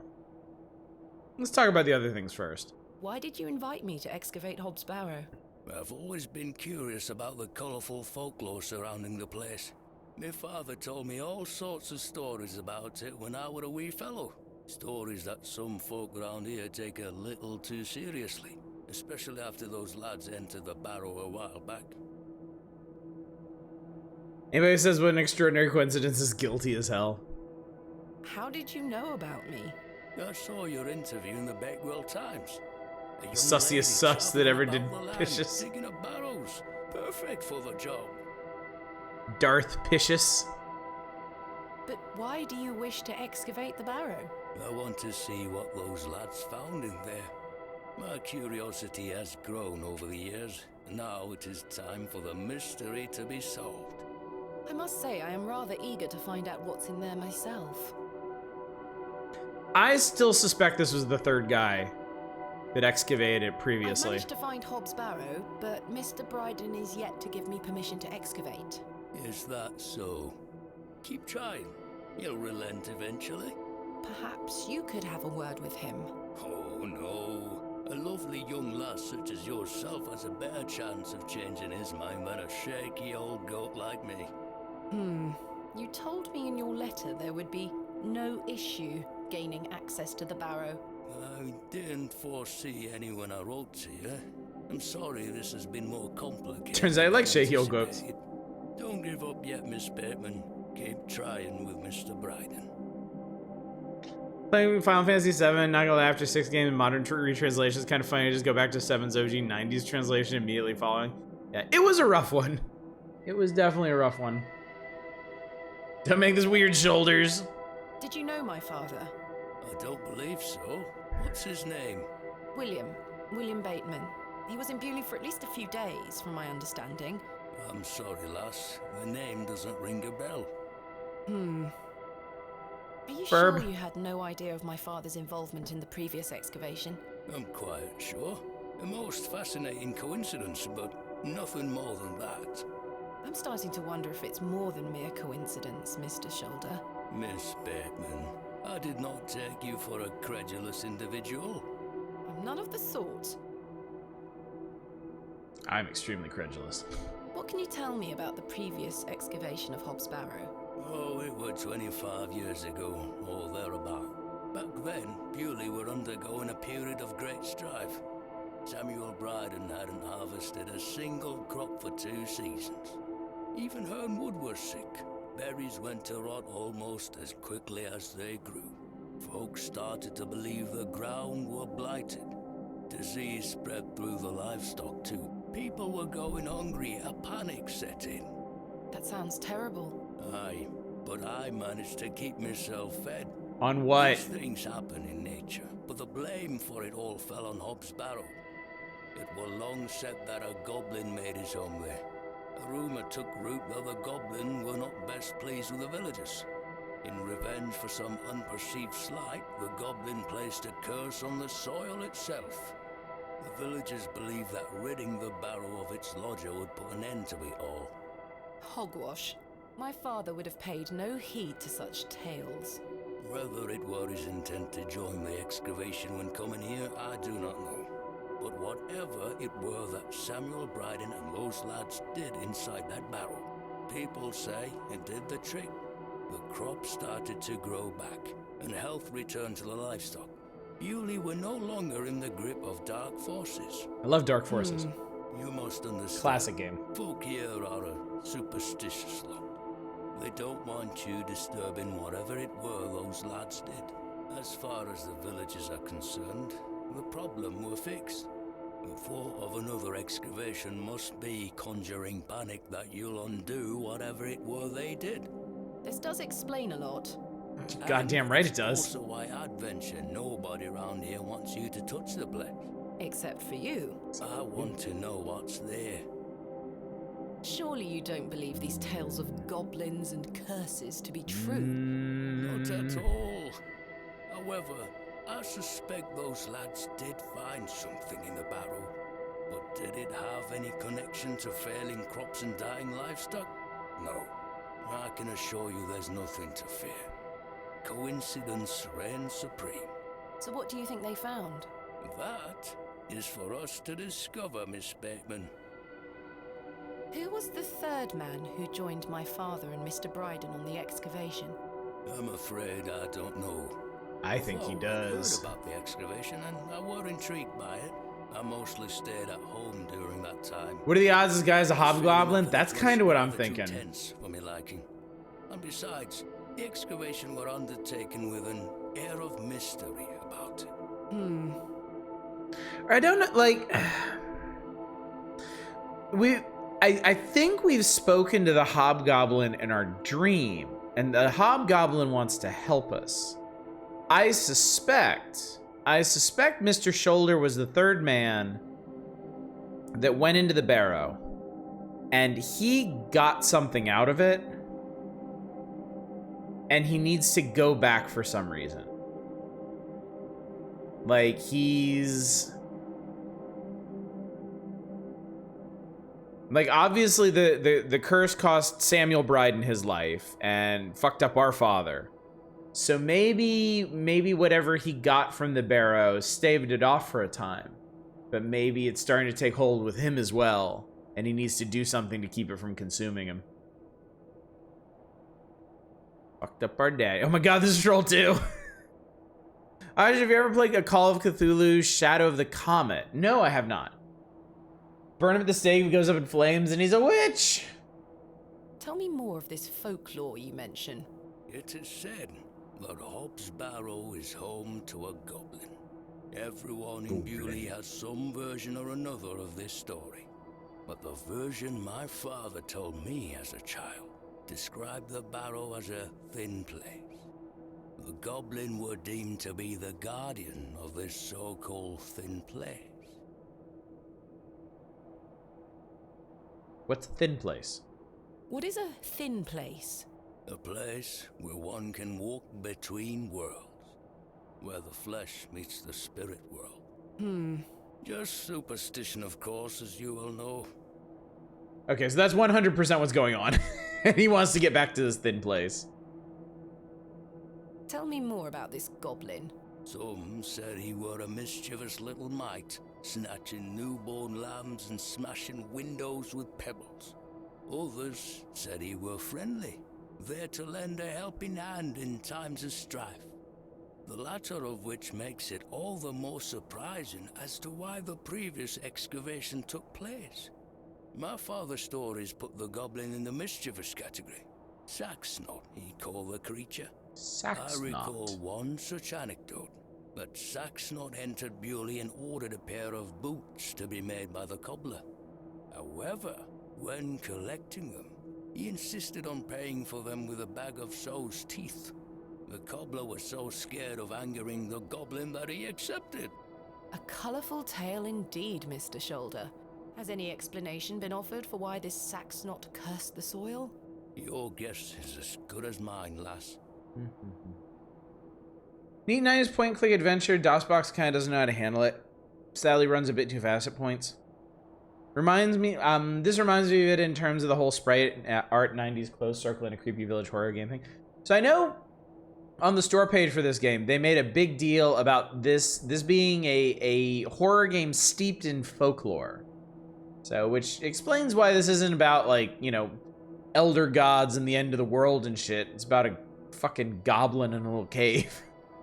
And that's cool. That's cool. I feel like this game has like the perfect scope for itself.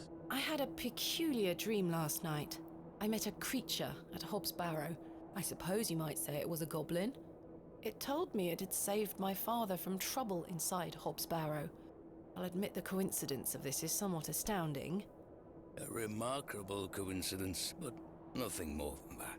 But there is still one thing that puzzles me. The goblin told me proof of its claims would await me in the morning. Surely enough, I awoke to find that my father's journal had appeared in my room. Very queer indeed. Mr. Shoulder, you invited me here, to a town I'd never heard of, only for me to discover that my own father was here 25 years before. And not only that, but that he was also embroiled in some sort of superstitious hysteria which goes against everything he ever taught me. Something is wrong here. Well, fucking clearly. This must be more than mere coincidence. It's strange, I'll give you that. But just a coincidence. Please remember who you are, Miss Bateman. Don't you tell me who I am. This is my father's journal. Incredible. Can I look inside? You may. Look at these drawings. Wonder what it all means. You and I both. It all feels very out of character for my father. I'm sure you'll find the answers beneath the soil, Miss Bateman. He's like, excavate the barrow. Excavate the barrow. Strange stone. A carving of a cockerel? Yes, it was Key strapped to binds my from father's space. journal. Do you think it could have something to do with the previous excavation? Possibly, though I'm not aware of the motif having any meaning around these parts. Is this your glove? I've been looking all over for that. You bastard! Where did you find it? In the alley behind the plough and furrow on the night of my arrival. Were you there? As I say, I've been bedbound for several days, Miss Bateman. You lie. God. Can I please have it back? Here. Thank you. You lying piece of shit. I have no reason to trust this man. We're peas of the same pod, Miss Bateman. I knew you wouldn't be frightened by a few old stories. It will be interesting to see what those lads found in there.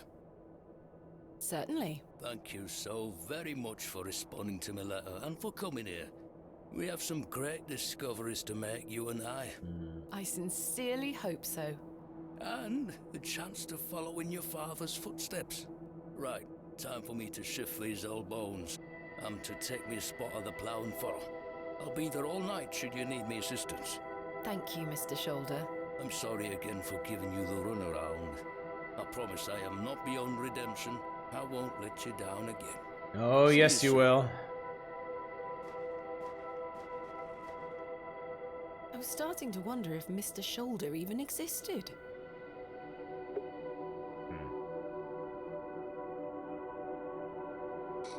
Take a nice dig, it'll be fun. Tell us Victorian era because there's no Starbucks on the screen, let alone 3 Starbucks. Or Victorians get their frappuccinos then. Or the evil beneath the earth is just anthrax or tetanus. The day was starting to test me. Botulism is more the word likely. coincidence felt insufficient to explain what was happening. Yeah, obviously. It was after that first conversation with Leonard Shoulder that I started entertaining thoughts of a truly irrational nature. Or toxic gas. It's just all toxic gas. Everybody's What if fucking my dream hallucinating. wasn't just a dream? What if it was all more than simple coincidence? What if that thing really could help my father?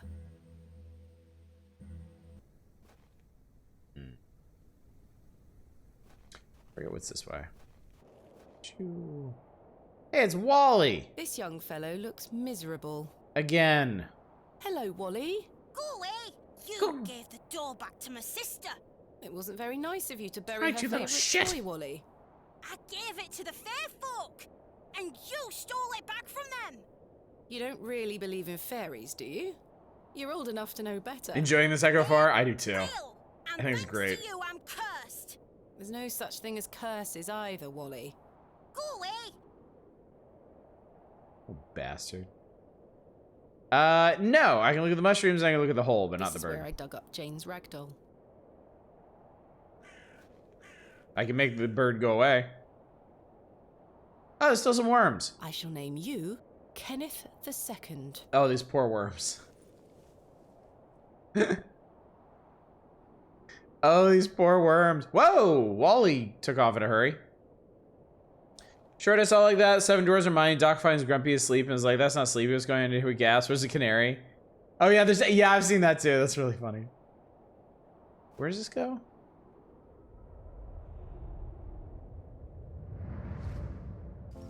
To a flashback, apparently.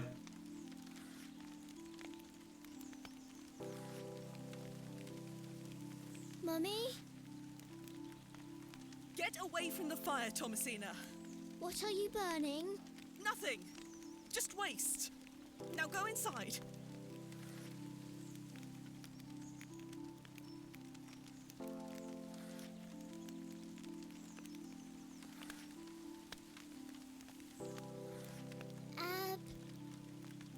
Abrax. Mummy, what is this? Waste. Burn it. Abrax.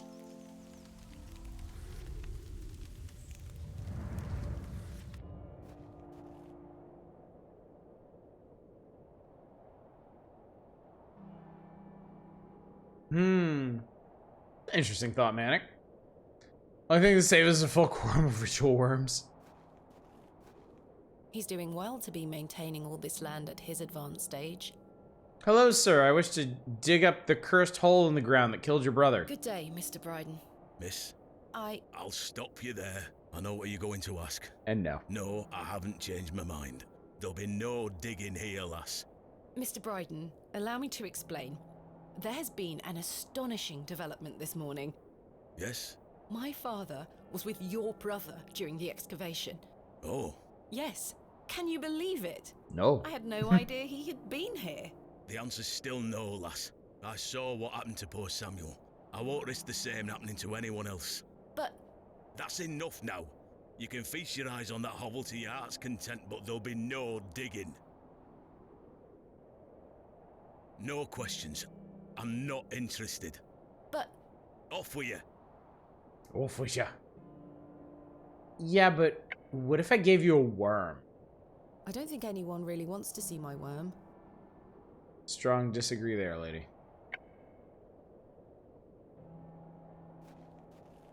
Well, let's go have a looky look at the thingy thing. Someone has carved the letters AR into the stone. AR, you say? IAW.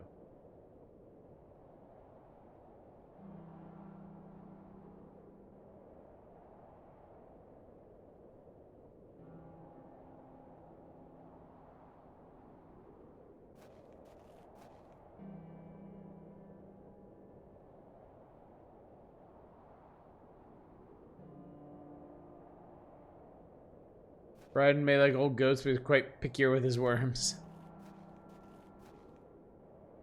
I must gain Mr. Bryden's permission to excavate. Who had the goat? Bryden. I must gain Mr.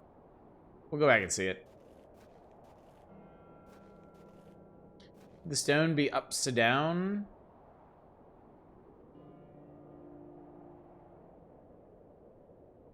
I mean, it could be, but I'm not sure what that would make.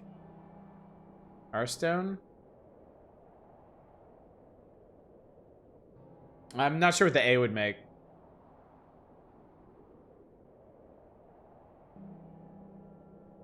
It'd be a very weird rendition of a V.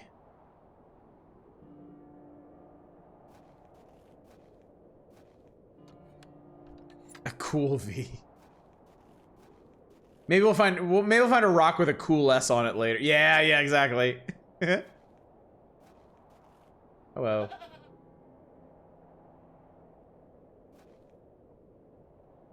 Seriously, fuck that This goat. is not mine to take. Not mine to take.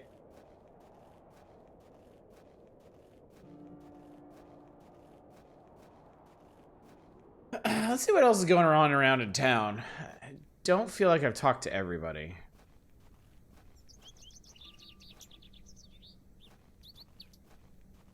Ritual Stone's gonna have typos and footnotes. Yeah, the blacksmith is back. Cool chicken drawing we learned to sketch. Good day. Hey up. Hey, oh. Look at this, Mr. Crozier. It's my father's journal. Oh, aye? Why are you showing me? Did you slip it under my door last night? Ha! Have you gone daft? Yeah. Why would I have your father's journal? Never mind. Did the sketches inside mean anything to you? Looks like a load of rubbish to me. Rubbish. I found out my father visited Bewley 25 years ago. William Bateman, perhaps you remember him? I would have been just a lad. What were he here for? That's what I intend to find out. What do you make of this stone? Don't look like out to me. It's a cock, you cock. Are you familiar with any local folklore? Oh, aye. The old cobbler used to tell me some right stories. Swore he sold a pair of boots to a goblin when he were a young man. I would like to talk to him. A goblin, you say? I take it this cobbler was a regular at the Plough and Furrow? Never drank a day in his life. Well. Sober as a judge. Have you been to the Devil's Toe? Yes, I'm familiar with the cairn. Some say they've seen the goblin's daughter there, playing her fiddle. Can't say I've seen her myself, mind. That might be our next stop then. Do you know any other stories about this goblin? I don't have the time to be standing here gossiping about old wives' tales. Apologies. I'm having some trouble extricating a knife from a table in the Plough and Furrow. Might I borrow a pair of pliers? A knife, you say? I can get that out for you. That's very kind of you, Mr. Crozier. Think nothing of it. Wait here. I didn't need pliers. I just need to ask a big, strong man to do it for me. That were a struggle. Here you are. Thank you so much. Sober as a judge, we clearly don't know the same judge as Buddy. Does the name Saxnot mean anything to you? Never heard of it. What is it? Never mind. Thanks for your time. Aye. Speak to you later. Should have a chunk of table still attached to it, hopefully. Nah, just a stupid knife. I should be careful. The blade is sharp. Alright, so I can cut some shit if I need to.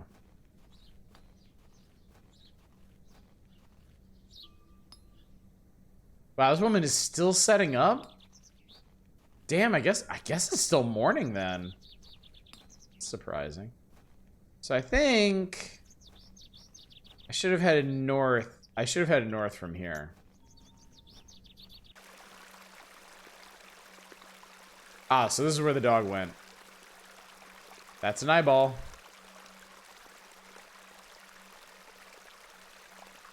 Hello, dear. Good day. Sydney, must you be so Barf, unruly? barf. Run along home now, won't you? The fuck out of here, dog. He's a little more handsome than your average Bewley resident. Not to be judgmental or anything about it. I believe we've met. Miss Thomasina Bateman. Oh, fuck, this is the guy in the woods. My reputation precedes me. Oh, this is that prick in the woods. And you are? James. Are you a painter? You see this beck before you? Look at the water. See how it tumbles and falls. I seek one spot on which my eyes can rest, be it a stone or a small corner of the current. I meet it with my gaze, and out of the tumbling and falling, a new land rises. I see a new world. You certainly have the eloquence of an artist. Hmm? What are you painting? A new world. Quite the ambition. Indeed, my ambition knows no bounds. Can I see it? Not yet. It's not finished. Talk about a smart speaker Such like a artist world too. is not complete without you in it. You flatter me, James. Nonsense. Say you'll let me paint you. Prick of the woods, the lesser known variety of mushroom. Eloquence is one word for it. I haven't even seen your work.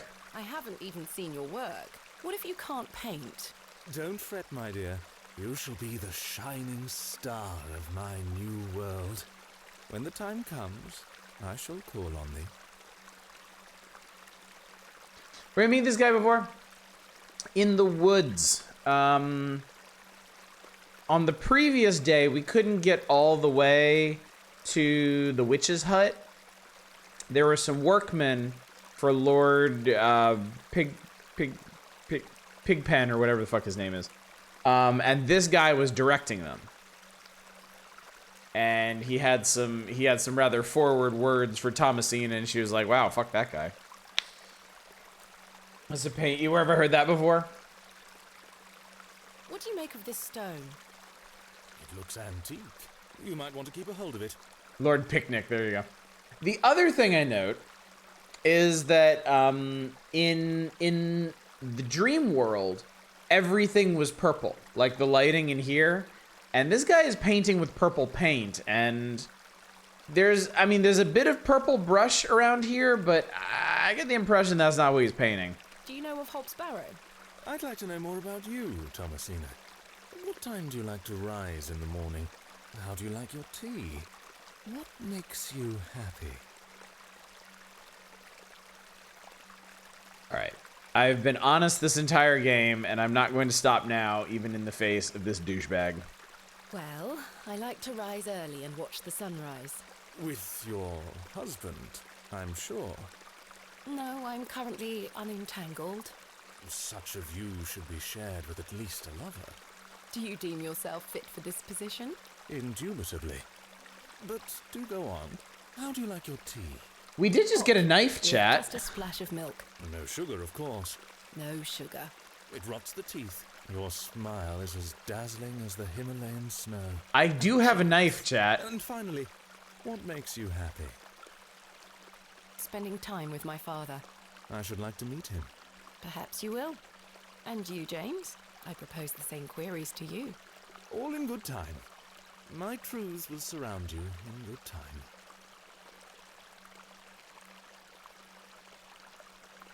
Do you know Leonard Shoulder?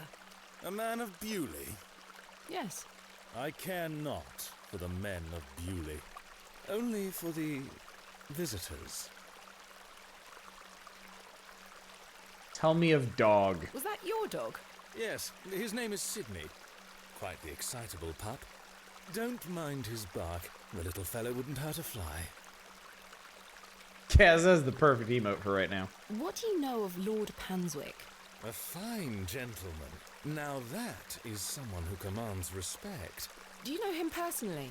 No, I don't think anyone can really claim that. But what a tiring subject. Shall we discuss something a little more exciting? No, I'm done here. See Yeah, you soon, goodbye. later. Goodbye. All right, so. I do enjoy the charm of a babbling beck. As opposed to some other charms. Exactly, deranged optician. Exactly.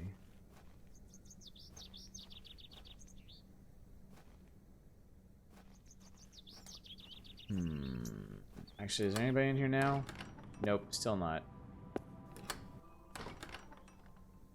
There's another. Okay, there's another place I can go.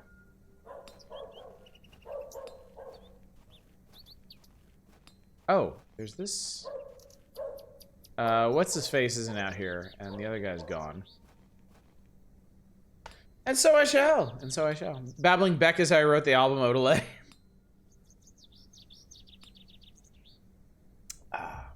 That hit the spot. Don't believe. Haven't checked the alley lately. My shit's still here, I don't wish right? to carry around my heavy excavation tools. I see Kit. It's Herbert, the local stray. I don't wish to wake him up.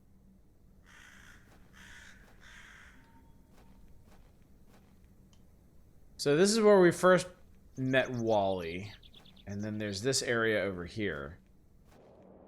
The road disappears over the horizon. I see nothing but moorland. Yeah, nothing yet.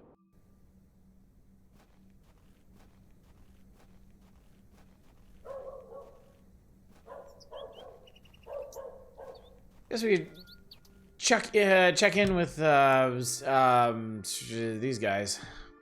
Stanley. You found old Leonard, I see. Yes, finally.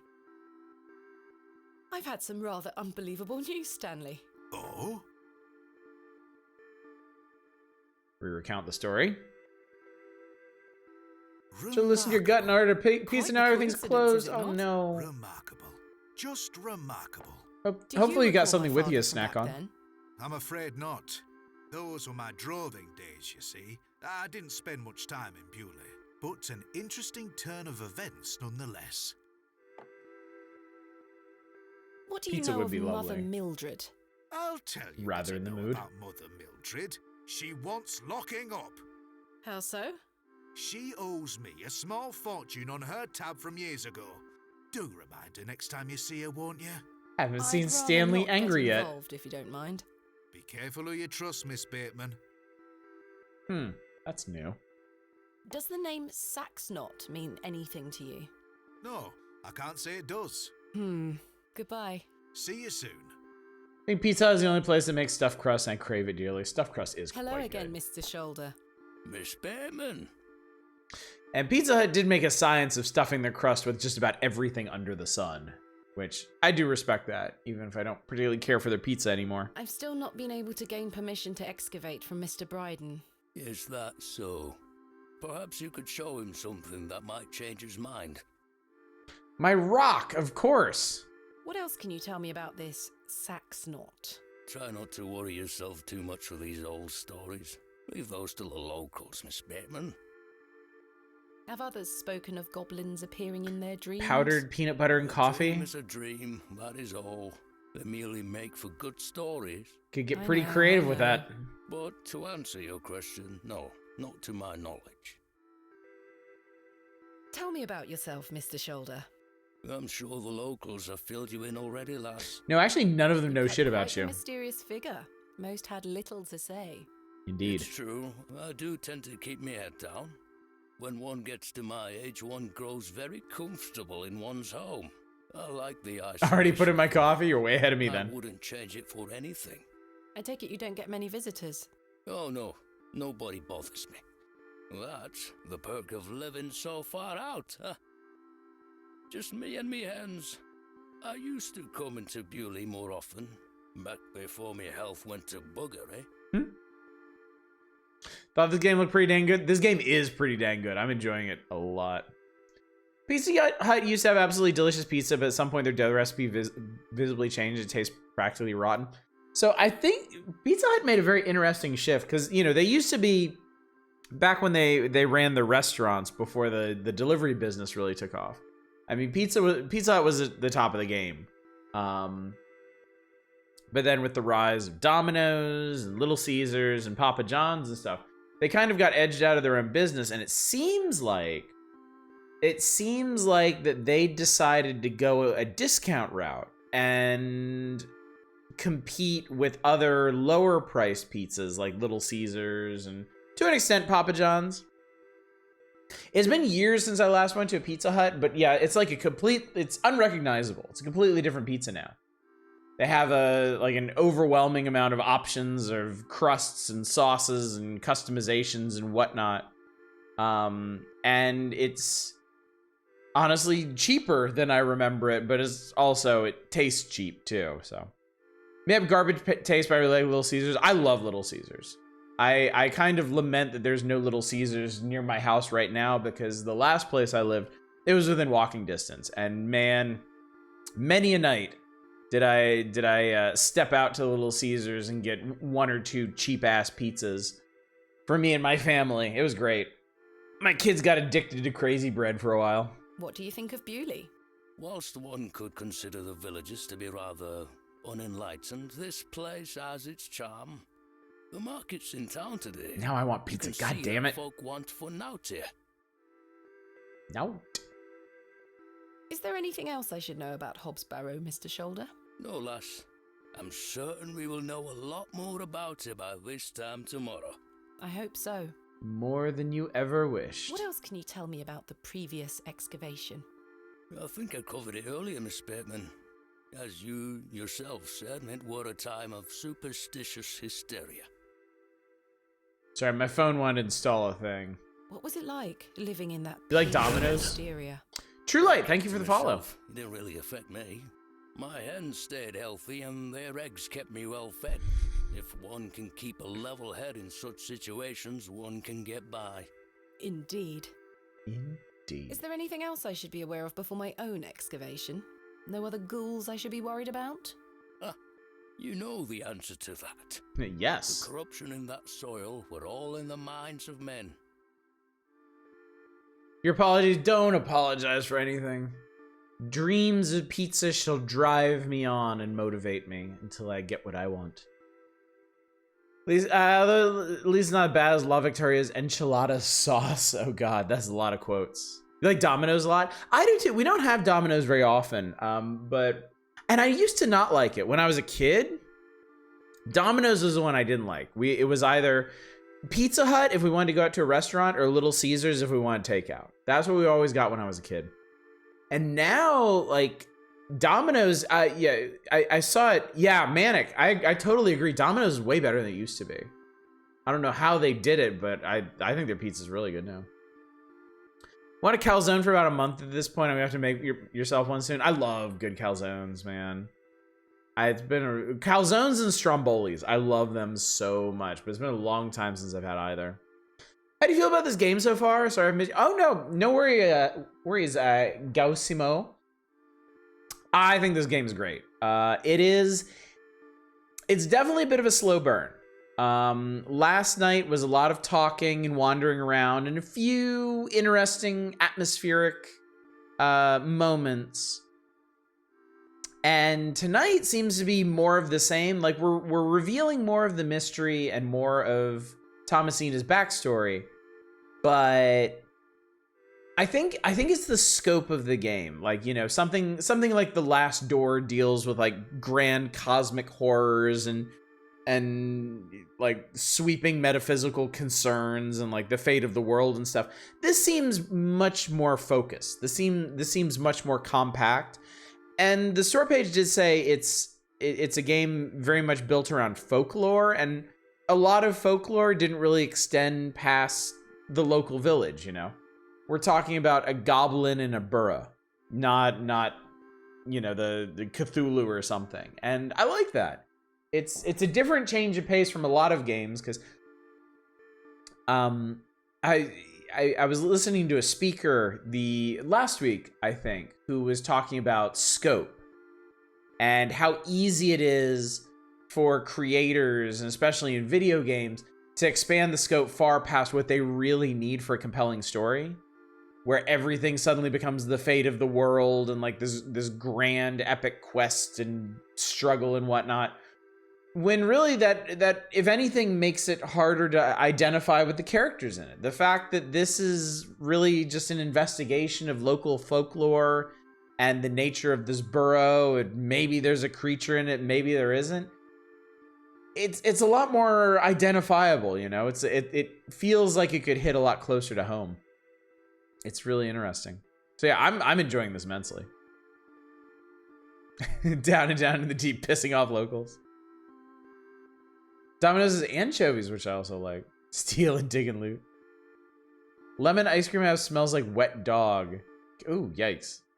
Love when stories are just about a beef between two dudes first. Oh, absolutely, yeah. Like it almost seems like such a rare thing, you know? That was one of the things I loved about Disco Elysium. It's just you trying to solve a murder. And there's so much going on around that, but still ultimately it's about solving a murder. You know, hinging such a complex and sprawling narrative over such a simple point is really cool. It's not felony, we swear. What do you make of Lord Panswick? His lordship is an important man in Bewley, as I'm sure you have gathered.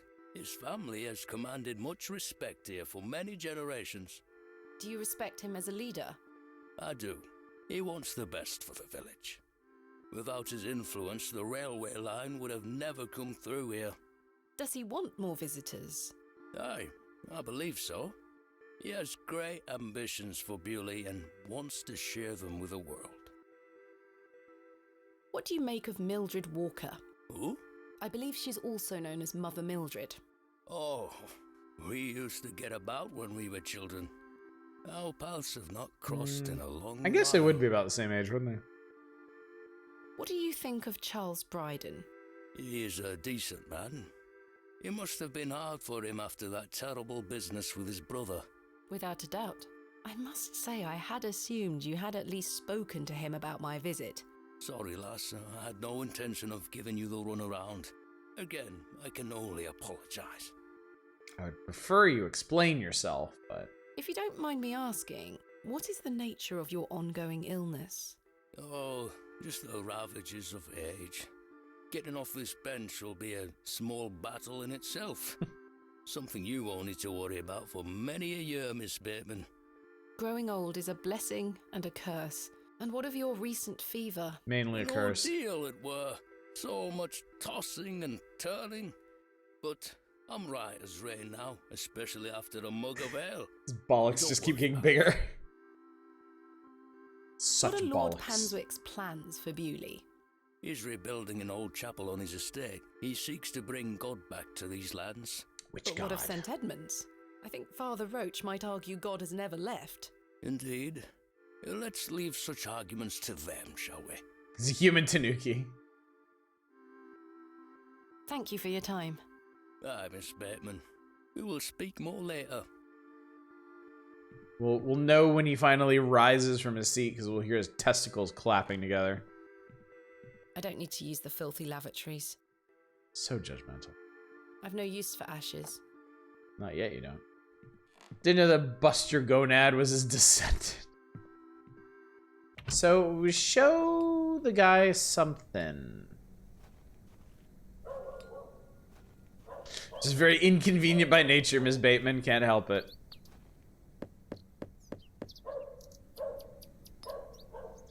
No one here. They keep mentioning the cobbler. Does Kenneth want a drink? I'm sure Kenneth is fine. It's Kenneth II. It's Kenneth II.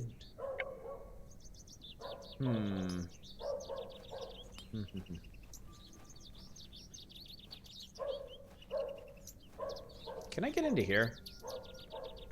No. It's locked. Locked.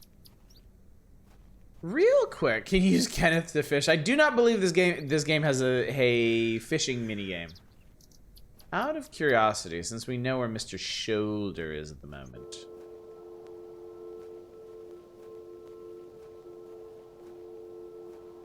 Oh, hello, child. Good day, little one. Hello? What's this? A fiddle bow? There's no string.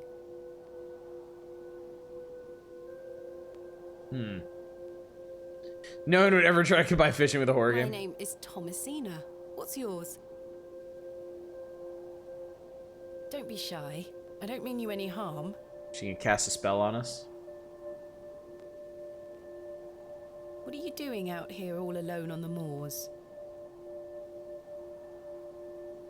Do you live here? Your name is Scree. Would you like me to fix your bow so you can play your fiddle again? Yes? Was that a nod? Oh, we got a nod. Bye. Hey!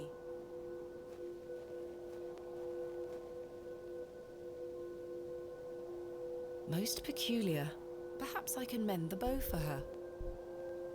If memories of my childhood violin lessons serve me right, bowstring is made from animal hair coated in a waxy resin.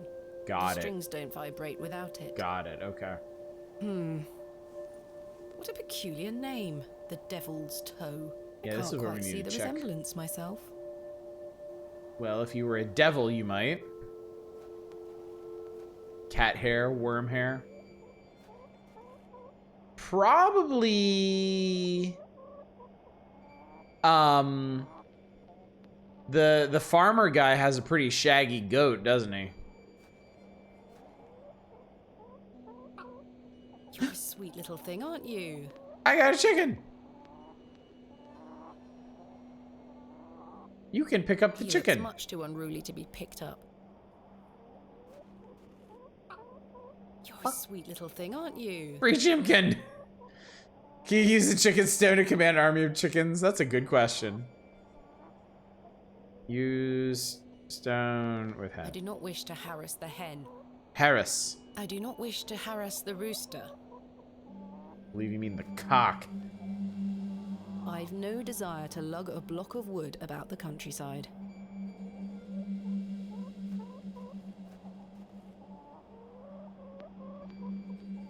No sign of any movement. Mr. Shoulder told me he'd be at the Plough and Furrow. Try the door. Just try to open it. God damn it. Alright, she's not gonna do that. I want to like get in there and like find the real Mr. Shoulder in there or something. That'd be cool. Alright.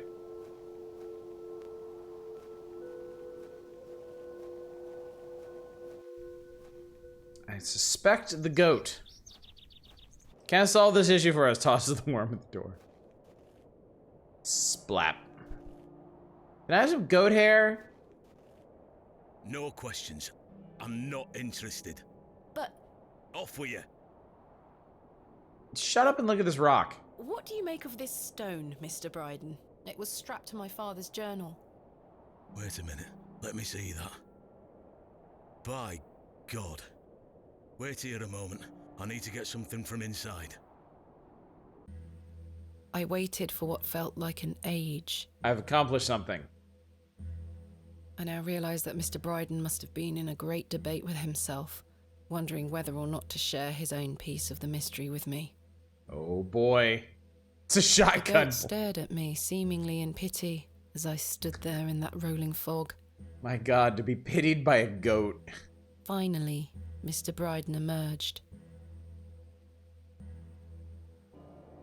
Now then, as far as I know, what I have here is the only thing that Samuel brought back from Barrow. Take a look. Ooh. Incredible! A pear! That's been in my drawer ever since Samuel passed. I suppose it might be important, so I kept it safe. Fate is clearly playing a part in your arrival, lass. Please, Mr. Bryden, allow me to excavate Hobbs Barrow, a place that is no more than dirt and stone. You're not gonna give up, are you, lass? I'm not. Yep. Samuel managed to say one thing about those men that helped him. I think it's time I tell you. Yes? He stuttered out that one of those fellows could barely walk after they got out of there. Tongue-tied too, the man were. My father. You what? My father. You He had what? an accident around 25 years ago that left him bedbound and unable to talk. Aye, could be him. My mother told me it happened in a horse riding accident. Samuel boarded up that barrow for a reason. Something unnatural occurred, I know it. Mr. Bryden, we must rely on our rational faculties to explain any... Promise me you'll be careful. Any sign of I'm trouble, always careful. leave without hesitation and we board that accursed place up again. Understood? Wait, you're giving me permission to excavate? Aye. Against me better judgment. I don't have the energy to stop you, lass. Thank you so much. I am grateful. Don't make me regret my decision. Take Samuel's stone. Are you sure? Aye. Give it back to me when you're finished, though. I promise. Thank you. I'll be sure to show you my discoveries, Mr. Bryden. I'd rather you don't. Now then, I've got things to get on with. I don't suppose you can spare any labour to help me with the dig? Don't push your luck, lass. Market's on today. Plenty of able-bodied men about. Ta-ra now. And like that, I finally had permission to excavate Hobbs Barrow. He finally agrees to let her excavate, and she's like, hey, you want to join me? Fuck no. Something unnatural like a walking critter from where the wild things are talking in a bad accent hanging around. At the end. How many days is it taking to get the titular excavation? This is the second full day. technically the third day. We arrived in the evening on like day 0. And then we had one full day. And then this is the second. As exciting as that was, I was distracted by what Mr. Bryden said of his brother's associate. There was no doubt in my mind that father was the stricken man he spoke of. You told me he was crippled after coming off his horse. Why did you lie to me? To protect me? To stop me from following in his footsteps? Because it obviously didn't work. You failed. Damn. And so did Charles Bryden. Oh. He should have said no. Ooh. He should have never given me that stone. That's honestly one of the things that I'm really, really enjoying about this game is that we know things end badly for Thomasina. We know it's building to some tragedy, but we don't know what it is yet. And I'm really digging that. In the meantime, I need some hair from this guy. Wild-looking thing. Yeah. Fortunately, I can't... You know what? I might have an idea, actually. I'm really digging it. I'm not trying to kill the goat. I'm just want to see if this actually works. Goat hair is much too coarse to be used for bowstring. My God, she knew exactly what I was thinking. Okay. All right, backup plan. The dog.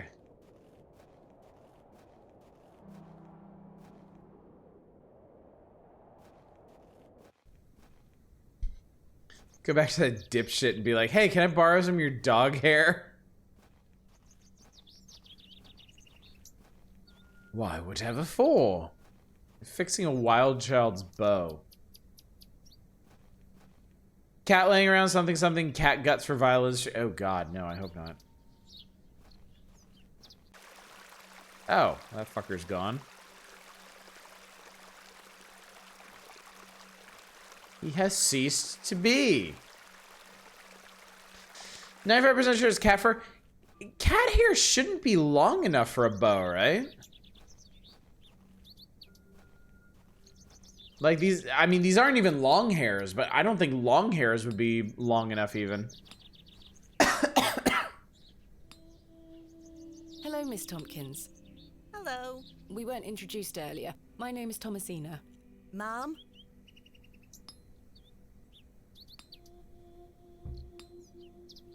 How do you fare, Miss Tompkins? I'm waiting for Mr. Ambrose. Have you seen him? Who's that? The milkman.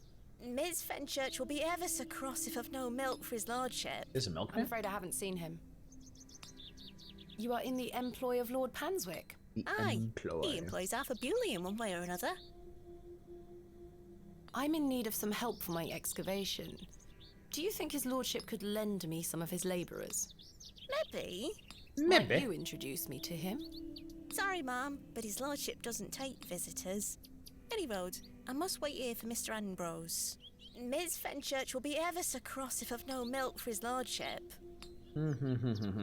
Violin strings are horsetail hairs? If Mr. Ambrose doesn't turn up, I haven't seen a horse. Milk, would you be able to introduce me to Lord Panswick?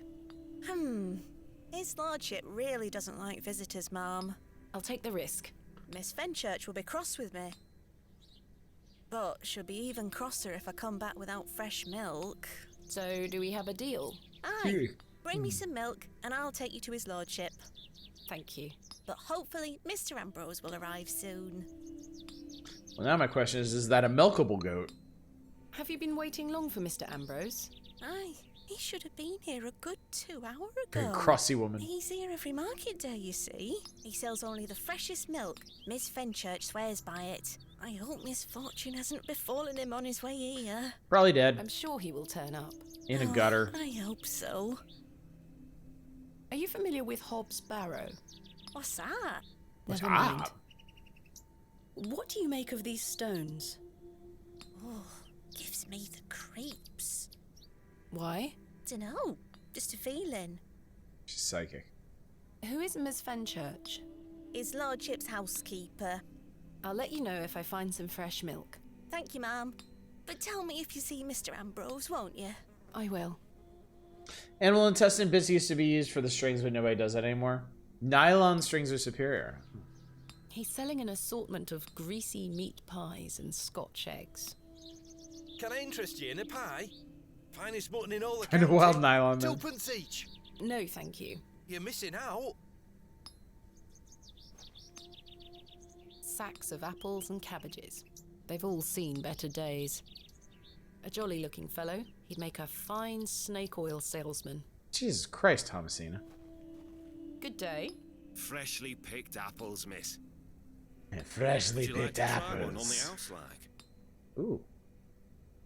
Why, yes, please. Yes, please. Here you are, miss. By the way, Looks did I mention I'm somewhat broke? rotten. It's riddled with holes. Mutton pies! Alright, that's pretty fucked. I think I know what to do with this, though. I have a thought. Thinking things. She looks rather grumpy. Good Grumpy. day. Fresh produce. What have you got for sale? I'm selling meat, vegetables, and all sorts of herbs and things. You're welcome to have a gander. I'll be sure to browse. Do you have any milk for sale? Not today, sorry. Goodbye. Sorry. Worm, apple. So I'm probably gonna feed this apple to an animal. So unless you are particularly disinclined to keep Kenneth II around, we probably don't want to take that particular route. Excrement. Fresh and steamy. Delightful. I believe a horse to be the culprit. You don't say. In the alley? Horse! Is horse? A fine specimen. She's well looked after. Horsehair would make fine bowstring.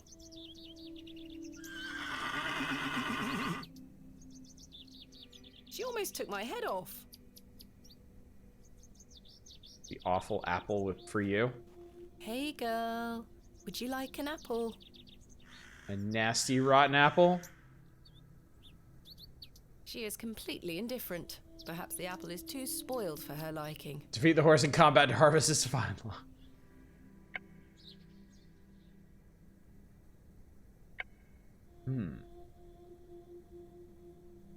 That's not mine to take. The horse has been provided with some drinking water.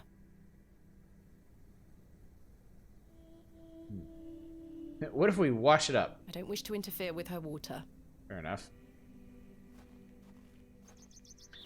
So, I have a nasty apple, and I know where to get some poop.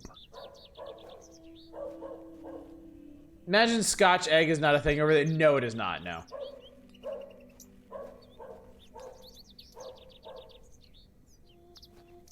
Never walk up right behind a horse. They hate that. Well, yes, yeah.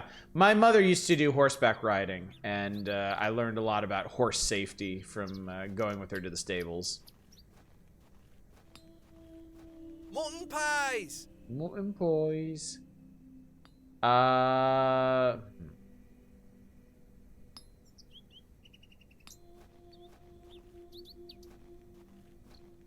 There is a Beck. I don't think... She said it's full of holes and stuff. I don't think that's what we need to do. Is shocked Scotch egg isn't a thing in the US. It combines two popular things in one portable package. Look, somebody's gonna want this apple, right? This is wild ass goat over here. Hey girl, would you like an apple?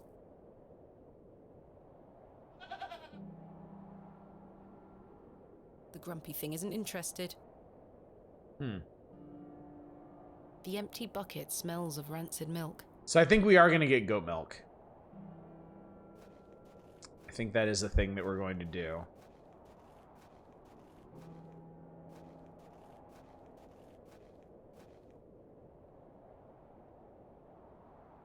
Okay, well now I'm curious. Can we stick Kenneth in the apple? The worm has found a new home within the holes of the rotten apple. So we can. The worm is happy in his new home. Well, good for him. I'm very happy for him. The benefit of watching not able to check the wiki is boiled egg wrap and sausage and breadcrumbs, either baked or deep fried.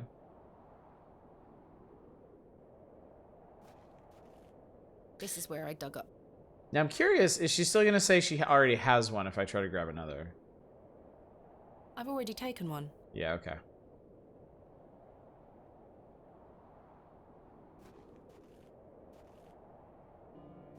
Horse is a very nervous creature, is also powerful. I'm not exaggerating at all when I say shatter your skull. I mean, yeah. Many, many, many, many people have been killed by being kicked by a horse. Hey, you want an apple with a worm in it? Hey girl, would you like an apple?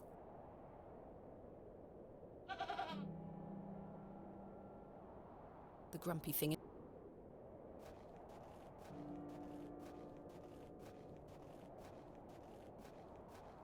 What's up, dual names? I have a cloak and dagger. Watch it eye. Thank you for playing Hobbs Barrow. I have a question, Mike. Certainly. Have you excavated Hobbs Barrow yet? No, I haven't. The excavation is forthcoming. We have received permission, but we have not begun the process yet. What if I show this guy the apple? I don't wish to give that away. But you gave me a nasty apple.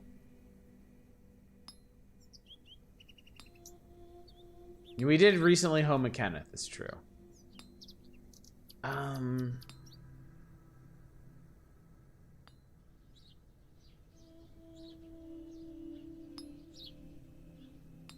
Think here. Fresh Scotch eggs! And it is now Kenneth Appleson. The box is full of various sprouts and onions. Nothing particularly tempting. Have you seen one of my phenomenal contributions to the game yet by holding spacebar? What does that do? Not that. Ooh. I have not. That's really quite nice. That is quite nice indeed.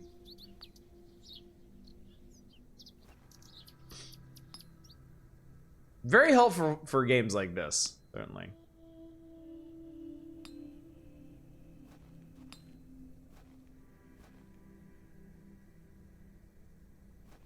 Kenneth does not make it to the end of the game. There will be riots. Well, Kenneth the second. Greatest contribution would have been to rename the protagonist Thomasina the Tank Engine, but alas, too ahead of its time. Genius is never understood in his own time. Think nothing of it. The water is icy cold. We could cuddle with the chickens. That was quite nice. The worm is happy. Yes, he is quite happy. Helped ported to Switch, OS X, Linux, and did 2 to 3 contributions interface-wise. Very nice. Rest of Cloak and Dagger had little to do with the design. Go full Ed with the chicken petting. Rhubarb, thank you so much for the raid. How you doing tonight? Very much Oh, I've done something.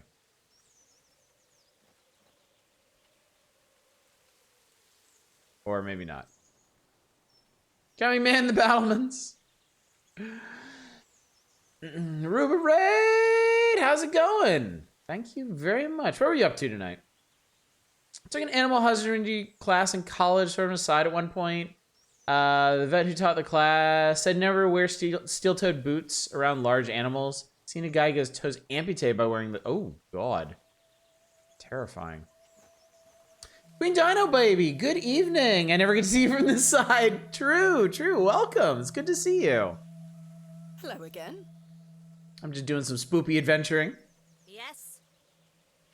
Grave robbing is okay because we're barrow diggers. Exactly. It's a noble profession. Passed down from father to daughter. Do you have any fresh milk to spare? Thank you for the follow, by the way. Not to worry. Farewell. All right, well, that was productive. Hey, you want an apple with a worm in it? I don't wish to give that away. That's mine now. Stays with me. Lara Croft ain't got nothing on us. Such a good game. I had a great time with it. I hope you're liking it. I'm loving it. I am really, really enjoying this game. I love the atmosphere. I love the slow burn. I love the scope of it. I've already prattled on a bit about this already, but I like that it's not about like, you know, we're not like facing down an elder god. We're not deciding the fate of the world. We've come to this small village. There's an odd barrow outside of it. Rumor has it there's some kind of creature living in there, and we're just trying to sort all this out. I think that works really, really, really well. Situation you need to fix that you're following already? Well, now there can be no question. And I do appreciate it. And I keep coming in here and nobody is in here. These are so odd, by the way. The pews are contained within compartments that can be locked. I've seen a similar design in other Norman churches around England, but this is a particularly impressive example. It's so odd that these pews can be locked. Slow burn is excellently done. It really is. It really is. And you don't get a lot of games that do that particularly well. Like I don't know if anybody here has played the old Black Mirror point-and-click adventure games. No relation to the TV series, but there is a trilogy of point-and-click adventures called Black Mirror, and the first one is just is some absolutely excellent, just peak gothic horror, but it is the slowest of slow burns. Like it is right on the cusp of being too slow even for me. It is glacial in its pacing. And I really, really enjoy the game despite that. But this is a much better pace for something like that.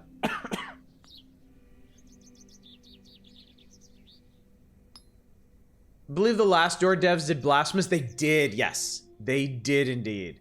And I love The Last Door. It's one of my all-time favorite point-and-click adventures. And I love Blasphemous, too. I thought Blasphemous was fantastic. They're working on Blasphemous 2 right now. Should be out in, I think, a couple months, if I remember correctly. Perhaps you'd be more interested in a Scotch egg. Freshly made, just 1 penny each. No, thank you. What's the last one called? The Super Slow Burn? Black Mirror.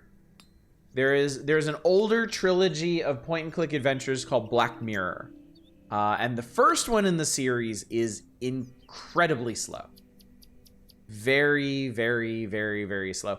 The other two and 3, they're much better paced and honestly just kind of better designed games. But in doing that, they kind of lose some of that real good like gothic horror ambiance that the first game does so well. I really don't want a mutton pie or a Scotch egg. I mean, that's what you say, but what if you did though? Last Door is some genius shit. Fresh Literally, Scotch eggs. bro. Literally the most unsettling point-and-click game I've ever played. They have a couple jump scares that legit got me. Yeah. Last Door is one of my all-time favorite adventure games, and I think possibly my favorite cosmic horror game. I really do feel like The Last Door, it takes a lot of the concepts that Lovecraft popularized and really makes it their own, and I think in some ways actually does it better than Lovecraft does in his own case. Good day. Hey up. Yep. You got some milk? Do you have any fresh milk going spare? I'm a blacksmith, not a cattle farmer. Quite. Quite. What do you make of these stones? Don't look like out to me. I met a girl at the Devil's Toe. She gave me this broken fiddle bow. Hey, that rhymed. Well, you've experienced the local folklore firsthand then, lass. Thanks for your time. Aye. Speak to you later. All right, we found the horse. I need to calm the horse so that I can get a hair from its tail. I found a goat. I need to calm it so I can get milk from it. Better than Eternal Darkness? Yes, yes. Eternal Darkness is a really interesting game, and I played it for the first time last year during Spooktober, and it was great. It was one of my favorite things that we played that month. But the cosmic horror in Eternal Darkness is kind of its own thing, and it's a little.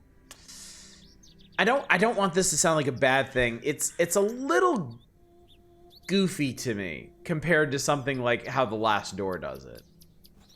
It's interesting concepts, but also almost a little comedic. Joe, perhaps you've had enough sugar? Don't you start to know. Who? What? The hell is Joe? Have you ever played If on a Winter's Night for Travelers? It's such a good point and click the writing as well. I haven't. I have heard of it. I've peeked at it before. If you're suggesting it, I should definitely give it a try. I might just do that. Till next time, I hope you have a great stream. Queen of Dino Baby, thanks again for coming by. I really appreciate it. It's great to see you. And have a lovely evening. I look forward to the next time we raid you. Have a good one. Little low on subtlety. Yeah. And I don't think that's necessarily a bad thing, but like, it's just Last Door was like exactly what I wanted in that moment. It was exactly the horror adventure I was dreaming of.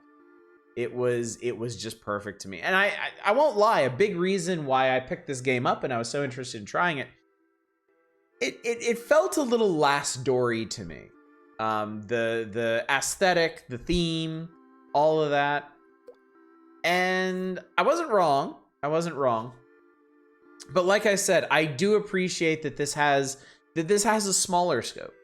That this is more about local folklore rather than the metaphysical presences and whatnot. Playing Pokemon Thursday. I hope to see you again before you raid me. Hope so. Baxter Blank, thank you for the follow. Much appreciated. Eternal Darkness damaged the entire horror game genre for years by preventing people from implementing a sanity mechanic legally. That's unfortunate. It is really unfortunate when a game comes up with a really cool mechanic and then decides not to play nice with it. Isn't that what happened with the Nemesis system from Shadow of Mordor? Isn't that why we didn't get any games with that really cool system? The thing I loved about Eternal Darkness is the way all the different characters you play are connected over time. Individually, they're good. As a whole, they make it so much more enjoyable to me. That was a really interesting hook for that game. Hello. Oh, aye, she's back again. Can't a man drink his tea in peace? There's nought for you here, lass. Horrible man. How many more sugar cubes is he going to add to his tea? He'll have no teeth left by the end of the day. Sugar cube. Wait a minute. Sugar cube. That's what we need. A heap of glistening sugar cubes. Give me one. Hands off me, sugar. I think this is supposed to be for all the patrons, sir. I said hands off. Come on, Joe. Be nice to our visitors. Ha! This place has gone to buggery. Yes, I got a sugar cube. Okay, I think we're set on the horse then. Tina Taylor in this channel. Crystal Dynamics is a real trash fire shit show. Too Human would have been a really cool game if someone else had made it. Oh man, that game. I remember trying the demo for that game and just being in literal pain at some of the design, most notably the sound. The Nemesis system is not an easy thing to make. Certainly not. Certainly not. But I guarantee you, if they didn't have it locked down, someone would have at least attempted to do it. Especially by now. I mean, Shadow of Mordor was how many years ago at this point? And then they made one sequel and that was it, right? He appears to be lost in deep thought. Hello there. Yes? Yes. Hi. My name is Thomasina. What's yours? Ted? Ted Cross? Pleased to meet you. Likewise. Ted Cross. I want more horror games. The Alien Isolation Director system. Now, how did that work exactly? Because I've heard a lot of different tales, and I played Isolation a bit myself, but not enough to really get a feel for the mechanics in it. Horse. Wait, wrong channel? It could be the right channel. Tell me of horse. Your horse stationed in the alley. Aye. Thistlecrack is her name. That's an unusual name for a horse. Aye. It were what she were called when I bought her. Glutton would be a better name. She likes her treats. But it feels wrong to change it. This is another thing that I am loving about this game, is it very naturally gives you hints for pretty much every puzzle in the game. As long as you're talking to people, like that was the hint to give the horse the sugar cube instead of trying to give it a rotten apple or whatever.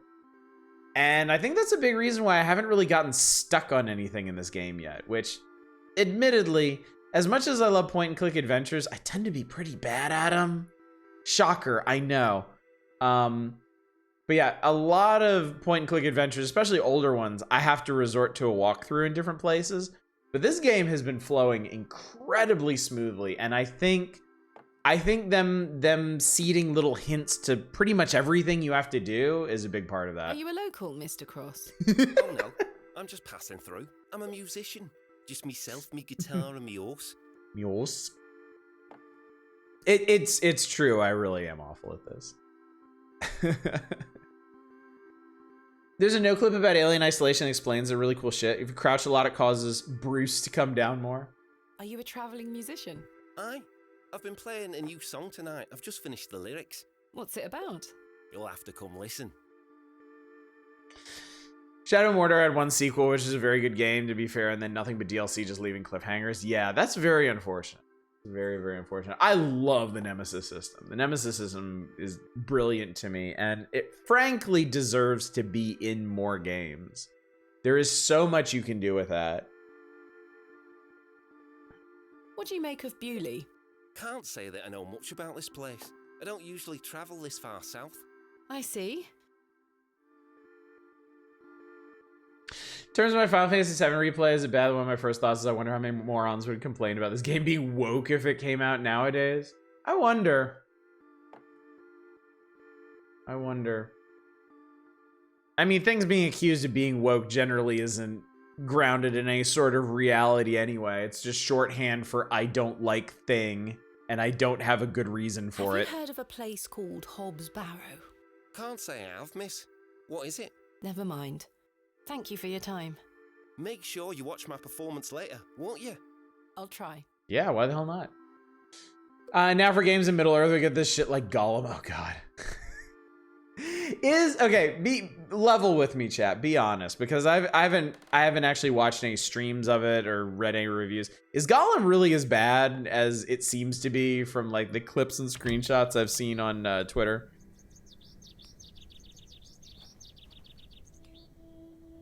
When I watch streamers play Isolation a lot, I'm like, oh shit, here we go. So in Isolation, the alien is set up to really learn from you, huh? It's so bad.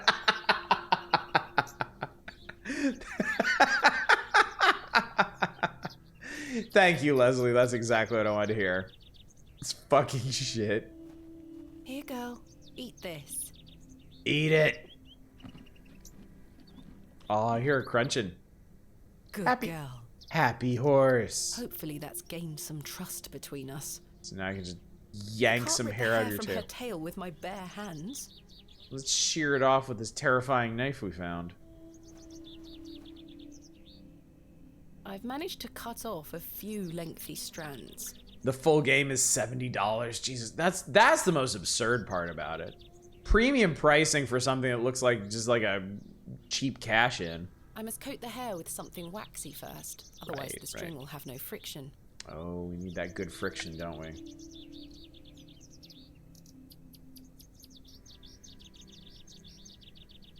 There we are. This should make sufficient bowstring now. Alright, we've got bowstring, fiddle bow, bow fiddle, fiddly dee, hoodly hoo. I've done it. The bowstring seems to hold on sufficiently. Excellent. Let's go visit that girl again.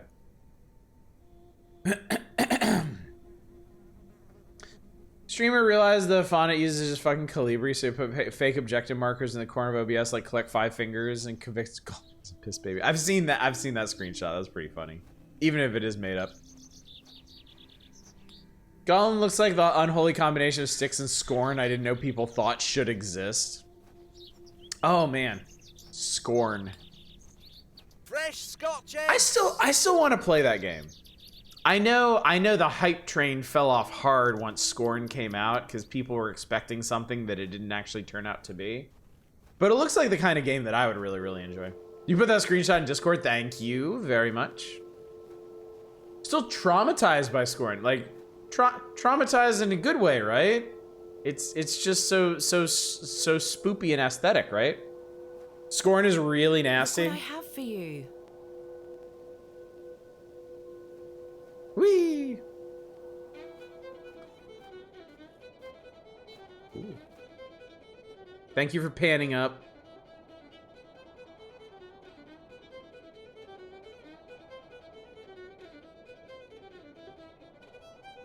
Are we unlocking another memory here?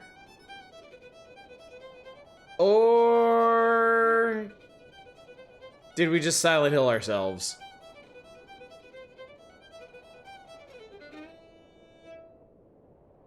We may have Silent Hilled ourselves.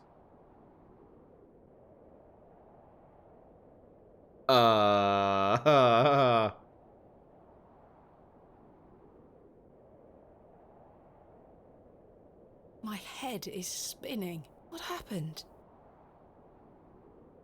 Hello? Where did she go? Should put Shadow of War in your playlist. We get hysterical watching you get slapped around by Mug the Tark Slayer or something. That could be a lot of fun. That could be a lot of fun. There's Wangus and Scorn. Aw, can I not stream Scorn? The girl left her fiddle behind. Would that not be family friendly, chat? I'll take it with me in case I see her again. I want to understand what just happened. Scorn is the one with the dicks coming out of the walls. I mean, all you're telling me is just making me more interested in it. The fiddle and bow, left to me by the young girl at the Devil's Toe. That also rhymes. You'll stream Amnesia and there's Wang waving around in that too. Oh yeah, good point. I did that and I regret nothing. Streaming is not family friendly in many ways, not just the nudity. Okay. A GPG after dark sort of thing. Second stream I've been in tonight has talked about wall dicks. I mean, that's not such an uncommon occurrence around here either. Weird experience of a game. I recommend it if you're interested. All right. Mutton pies! I'll have to put it on my list then.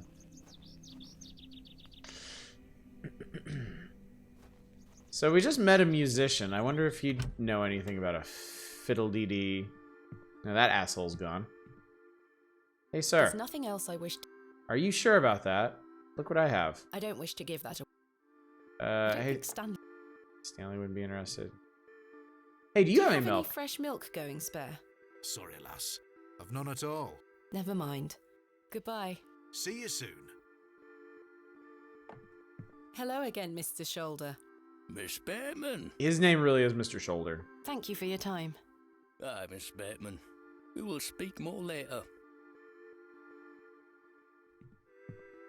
Finally, equity in wall genitalia representation. Wall dick sounds like something out of Outlast. Wall dicks are not the oddest combo topic I've seen in a stream I've been in. Are we really that? Have we really become that predictable, chat? What do I want to do with it? Hang on, I'm gonna open the to-do.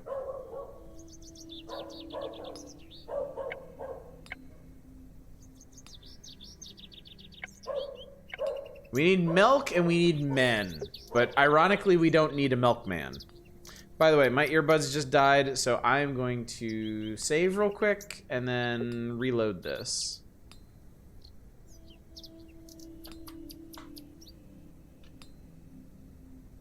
So that I can change the audio source. Just a moment. We're not done yet, chat. I have more barrowing to do.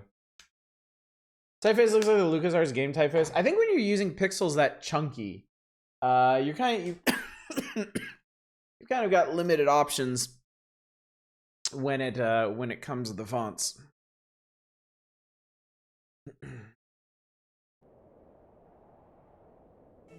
Weirdest I've seen is probably what I can only describe as the Bat Circumcision Facts Hour. Is it just me or is this intro more purple than it was before? Anyway, continue. And here we are. Milkman or milkmen, two very different objectives. Yeah, that's for damn sure. Like the title screen image. I do too. Quite a bit, in fact. All right.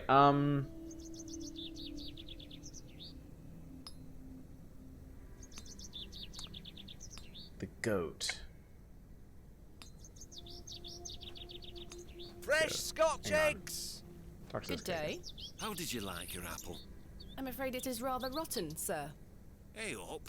That's slander, that is. Don't you be going around telling folk I'm handing out rotten apples. Well, I mean, it's full of worm. I'm not sure they would be interested. Good day. Freshly picked apples, miss. Selling them at a steal. Would miss like to buy some? No, thank you. He seems to have already forgotten who I am. There's nothing else I wish to... Alright. Because no one knows Darkseid as much as Scorn. Darkseid is pretty infamous, honestly. I think a fair number of people know Darkseid. I don't know how many people have actually experienced it. I think it was Slow Beef. Slow Beef's played through it, right? Darkseid too adulty for stream? I don't think so. It's got some weird shit in it, but I don't remember anything particularly objectionable. Question mark?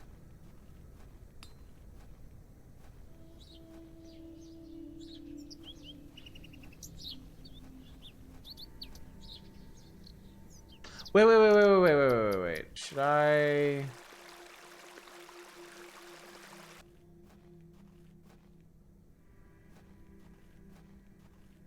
Body horror-y, but not like, not safe for work. Yeah, no, it does. It definitely does. There's body horror and then there's body horror.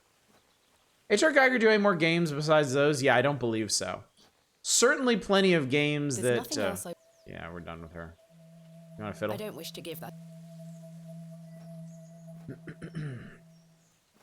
Certainly plenty of games that have adopted a similar aesthetic. Probably heavily inspired. Remember Darkseid 2 more than 1? I don't actually know anything about Darkseid 2. I don't think I've ever seen it. Geiger did a shitload of album covers. I'm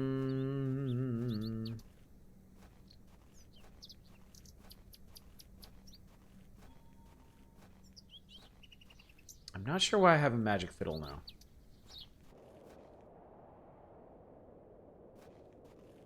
We could never stream it. Harvester was one hell of a... Yeah, we could. No, never. Absolutely not. I read a screenshot playthrough of Harvester, and that game is too much. Maybe just had to play the fiddle for the goat for some reason. I was kind of thinking about that. I should leave the goat alone. No, you really shouldn't. You need its milk. You need goat milk. What a wild-looking thing.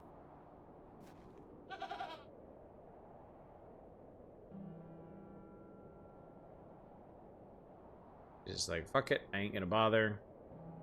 You want an apple now? Would you like an apple?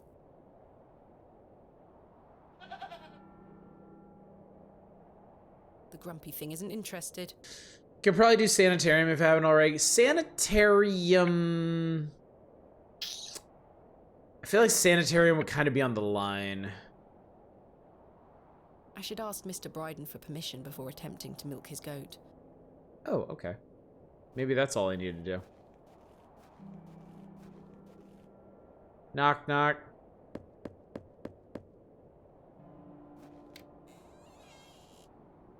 What do you want? Do you have any fresh milk going spare? If you can get any milk out of old Eunice, you're welcome to it. Eunice? Eunice? Good luck. Good fucking luck. A goat not interested in food. I don't care how rotten it is. That goat is ill if it won't eat it. It could be an evil goat.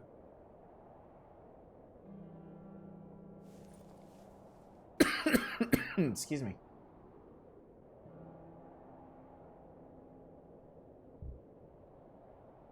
So what happens if we just go at it? All right, we are doing this. Whoa! What the f...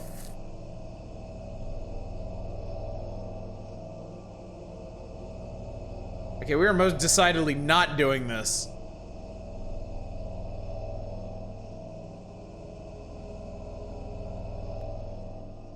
Jesus Christ.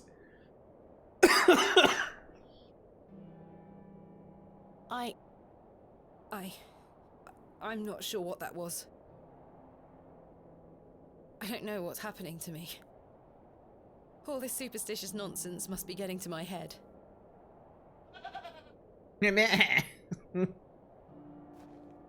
So maybe we don't milk the goat. What a wild... I mean, will it happen again if I try it again? I'm not going near that thing again. Okay, clearly not. The empty bucket smells of rancid milk. I'm not going near... Okay, so goat is now off limits. Yeah, I had to ask for permission to pick up the bucket and then use bucket on goat and then one-way ticket to Hellland. Excuse me, sir, did you know your goat is possessed by Satan? Well, did you get any milk out of her? I tried and failed miserably. She's a temperamental beast. Perhaps you could milk her for me? I'd like to help you, lass, but I've just had a flare-up in me joints. I worked myself too hard this morning. I couldn't bend down to save myself. Is there anything I can do to help? My wife would say I'm beyond any help. I'm certain of that. But if you know of any remedies for aching joints, please send them my way. I'll see what I can do, Mr. Bryden. I'm going to rest for a while. Ta-ra now. So, wait, do we need to help Mr. Bryden with the aching joints? Yeah. Let's go talk to Mildred. She might have something for this.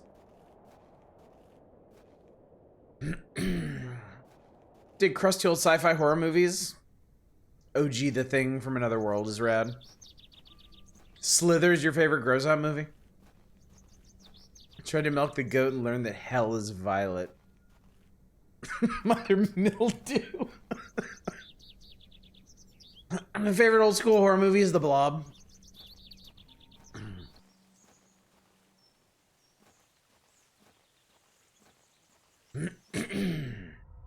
Oh, okay. We're definitely on the right track because we're getting another flashback. I have something for you. Excuse me. I do hope you remember it. Sorry I've about taken that. great care of it. I'll fetch it for you now, all right? Excuse me, God, something went down. Something went down the wrong way. Christ, the hell was that? I have a surprise for Daddy. Daddy, you must remember this. The day that started it all. It's the red urn you buried in the garden for me. My first ever excavation. We're getting there, chat. Don't worry. Where should I put it?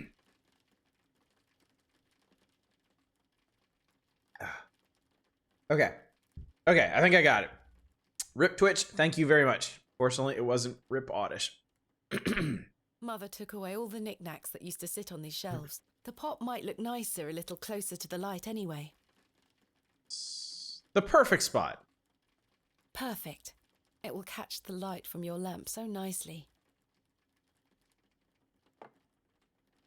There. I'm going to become a great barrow digger just like you. I hope the pot reminds you of those adventures we had together when I was a child, and how thankful I am for everything you've taught me.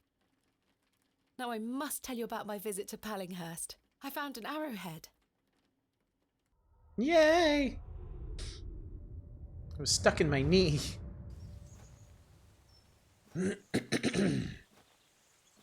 The priest kept a jar full of blob.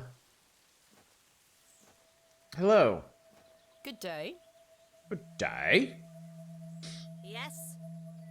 Do you know of any remedies for aching joints?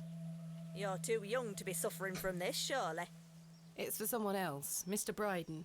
Yes, yes. I know just the poultice. Capital. Capital. May I have some? Well, I don't have the ingredients, I'm afraid. What do you need to make it? It's a simple blend made of natural elements.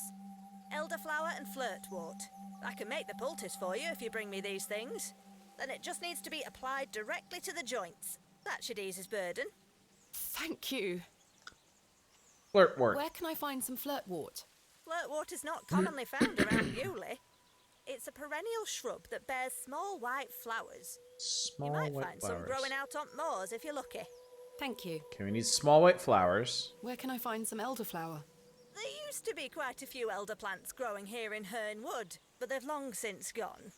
Nowadays, you might find the shrub growing within a hedgerow or a private garden. I see. Got it. What Okay. does elderflower look like? Elderflowers are small, white, and grow in clumps on the elder shrub. Elder shrubs can grow in all shapes and sizes. Just look out for the clumps of tiny white flowers. I mean, that makes it pretty easy. I just need to find 2 varieties of white flower. Father's actually conscious, but unable to speak. Just is so tired of listening to random shit. Darn Careful of hemlock. Ooh, yeah, good point. All right, so one is going to be out on the moors, and one is going to be like around somebody's house. I think I may have an idea. Made of natural elements, I need you to get the fire, earth, water, and wind crystals guarded by the eons.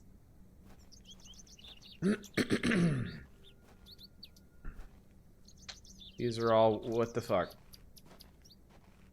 Excuse me, Miss Bateman. I'm in something of a hurry. Farewell. God knows when we shall meet again. Which work is that quote from? Romeo and Juliet. Oh, he's gone. Oh, he's gone. That was odd.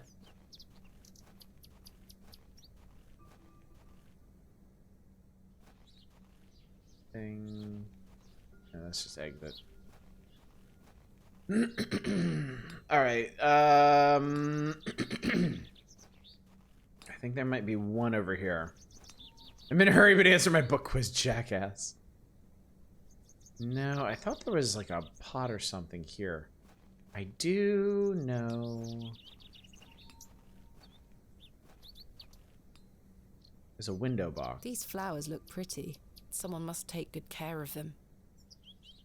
The window box is well out of reach.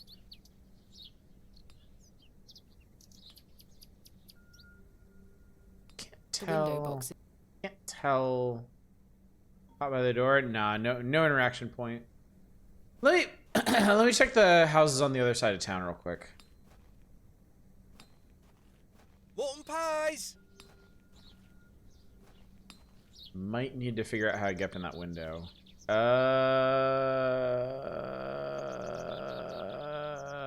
Nope. Let's just exit.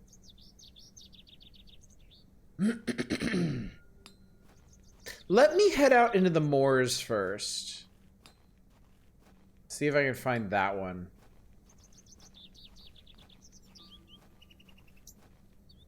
The spacebar stranger.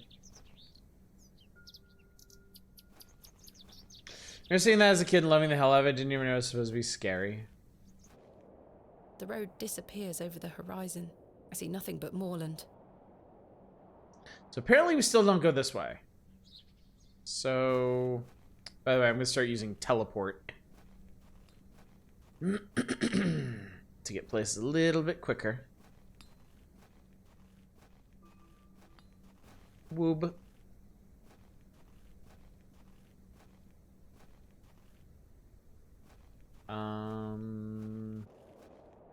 Those are mushrooms. And then I don't remember seeing anything by this guy's house. There are definitely bushes, but nothing flowery. Check out by the Barrow real quick. Just a rock. I got a rock.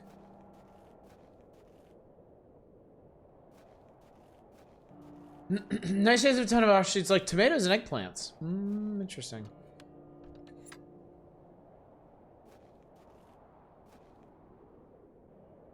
Can't find them anymore. Bunny! I guess I said that too loud.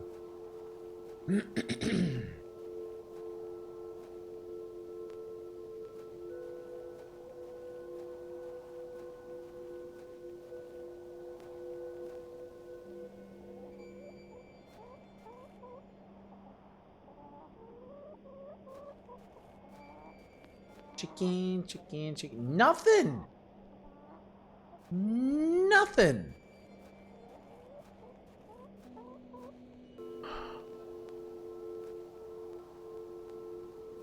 Nothing is nothing is Peculiar nothing. name. I can't. Yeah, devil's toe.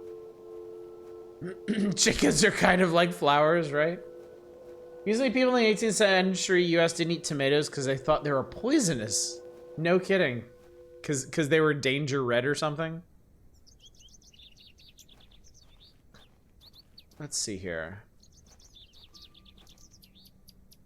Okay, there's nothing. Yeah, not here. Oh, hello. It's Miss Duplancy. Good day to you, Pet. Hello, Mrs. Duplancy. If you're looking for Father Roach, he won't be back until tomorrow. Why? Where is Father Roach?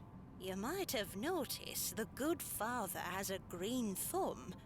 He's gone to visit his friend in the countryside to purchase some seedlings for his tower garden. Tower garden, you say? Where is Father Roach's tower garden? It's in the tower, Why, idiot. on top of St. Edmund's, of course. He's got a lovely collection of cuttings up there. You'll have to ask him to show you. It does sound rather pleasant. It's a shame he's not around. Well, he does have a spare key for the tower door somewhere. Do you know where Father Roach keeps his spare key? No, that's his business. If I did know, I'd fetch it myself and take you up there. Not to worry. I do recall him saying he hid it outside somewhere, for safekeeping, like. Were it in the graveyard? Oh, I don't know. That's it. Bury. Just wait till he gets back. Bury your damn key in the graveyard. Brilliant. I found out my father visited Bewley some 25 years ago. William Bateman, perhaps you remember him? Bateman? William Bateman? I remember a William Baldwin. Wrong. He were a right miserable sod.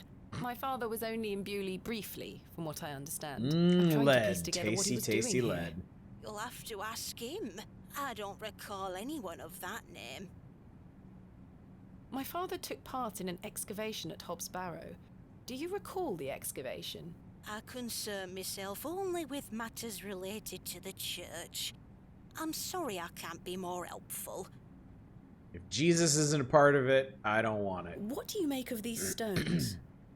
They are not Christian. I'm certain of that. They're of the devil. I agree. Much older, I feel. Older than Christianity? Hogwash. The youth of today. Silly girl, nothing existed before Christianity.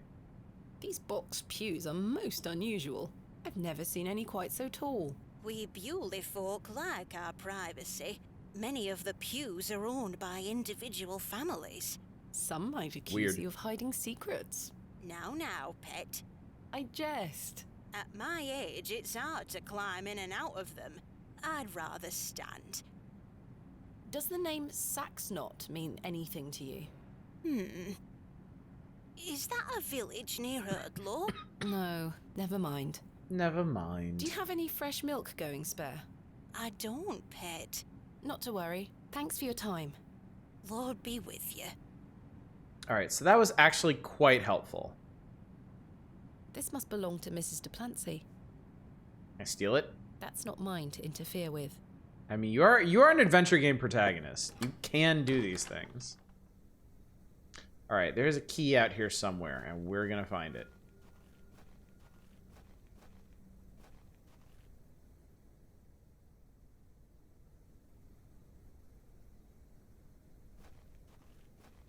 This appears to be a recently dug, unmarked grave. Obviously, for a key, dig it up. I may be a barrow digger, but I am no grave robber. God damn it, lady. Alright, let's check these William headstones Paxton. again. Modest and gentle of heart. Okay. Same interaction. Here lies Okay. Samuel Bryden. Death is only a shadow across the path to heaven. Joseph Davis. Here lies Margaret Tillett, beloved mother, wife, and sister. Today she dances with angels. Forever in Light, Anne Kemp. John Purchase, dearly beloved husband of Florence.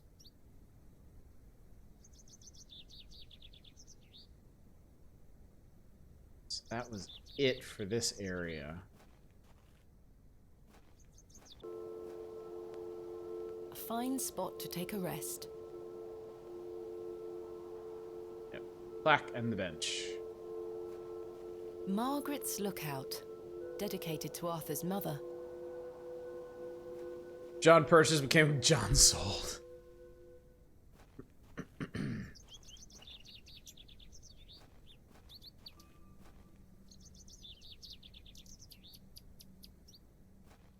In memory.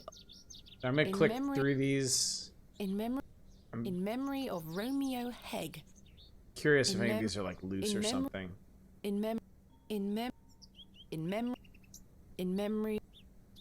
Memory of a whole bunch of dudes.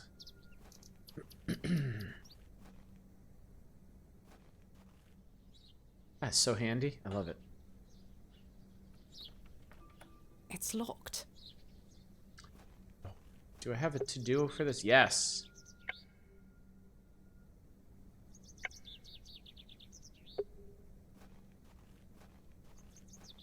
Puzzle sense tingling? Yeah. It seems so. It would seem so. I mean, I don't have much for finding keys. Why is there? This appears to be a recently dug, unmarked grave. This appears. Why is there an unmarked? She won't dig it up.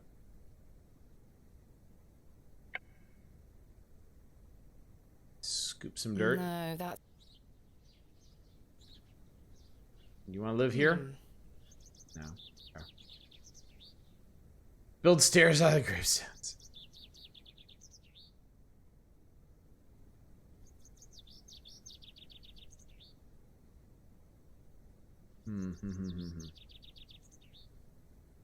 And the name Romeo for one of the headstones. Where was that? Samuel. Death is. Bryden. Joseph. Here lies today. Margaret. Forever in. Anne. John. Dearly beloved. John. Here lies. Farnaby. William Pack. Modest. Need an actual shovel? I mean, she's not gonna dig it up. We could dig it up with the trowel. She just doesn't want to. Certain there's something to say about Bryden's grave. Damn this lady's morals. Well, this is. Here lie today. No, this is Samuel's, Joseph. right? No, Joseph. this is. Sam. Death. Can we use it on that? No. That's a peculiar. She's not into it. I can't see how that will. I'm not sure. I'm not sure. Yeah. Just making sure the messages aren't different for something. So there's a quote, a line from Romeo and Juliet. Oh, that was the plaque over here. Hang on. There was like this one? In memory of. No. In memory. No. In memory. No. In memory. No.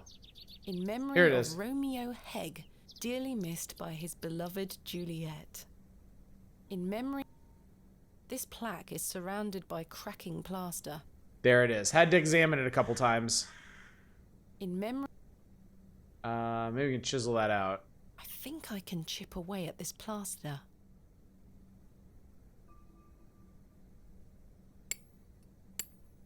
Kind of an odd clue, but it does work.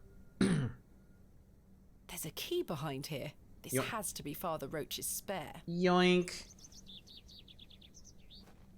They would just leave a fucking gaping hole in the side of the church.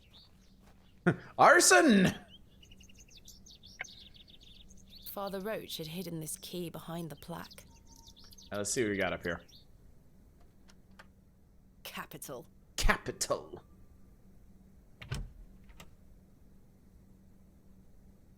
Oh, this is a neat transition. I like this. I see white flowers. Father Roach has amassed quite the collection here. I don't wish to disturb it. A small label on the pot reads, Flirtwort. My God. This is just what I need. It's even labeled for me. This is just what I need. Yeah, take it. All right, we got the flirtwort.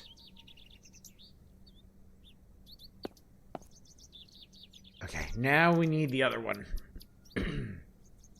The elderberries, elder bloom, I should put the key back.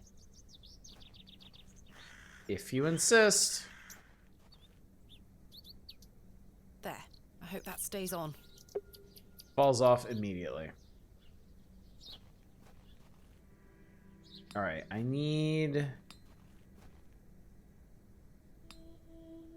flower.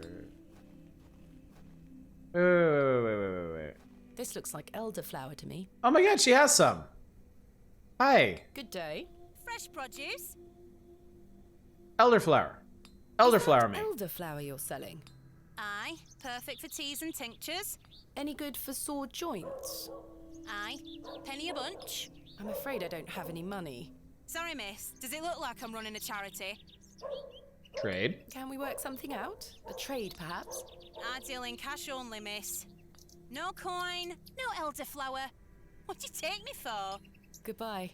Ta-ra, miss. I need monies. I need monies. So waiting for them to yell at you in Spanish and throw farming tools at you. I need a money. Good day. Freshly would me. No. Okay, that guy's not having it. Send Kenneth to attack. I really don't want a mutton pie or a Scotch egg.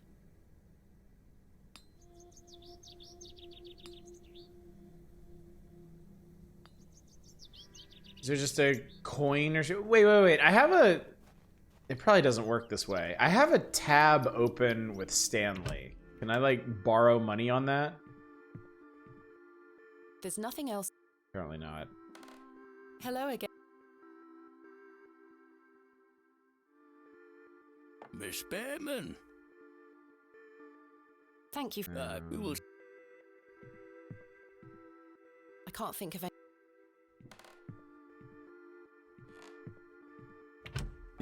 Anything useful in my room? I've hung my dress aside. Yeah. I've stored a box. I don't wish to take. Jammed shut. Wishing Well or Fountain in Town? No. I don't think there's a collection box in the church either. Because that would definitely be the first thing I would steal from. There's... Hang on. Wait a tick. Fresh and I believe a horse to be the... I certainly don't wish... Something in the excrement, perhaps? I mean, I don't really have anything to rummage around in there, do I? I shan't be dragging any of my possessions through that mess. Chisel the drawer open? I doubt it. I very much doubt it. I don't wish to And there's no money in there, and I'm not going in there. I don't wish to wait. Herbert's asleep. Throw shit at her, that will help. Can't go this way for anything. Just the A door. humble local. Have I ever tried to go in here?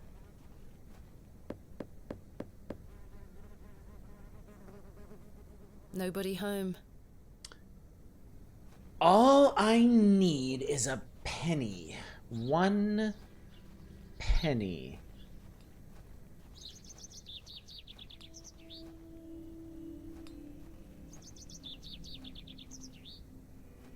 I don't need to go in there again. Apparently not. This guy help me out? Is he even home? Mr. Long mustn't be in. No, Mr. Long.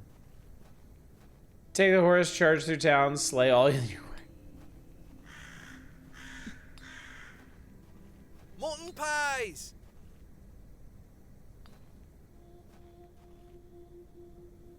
Can I borrow a penny? Hello. Good day. Do you have any milk for me, Mum? Not yet, Miss Tompkins. Oh dear. No sign of Mr. Ambrose? I'm afraid not. I can't think of any. Yeah.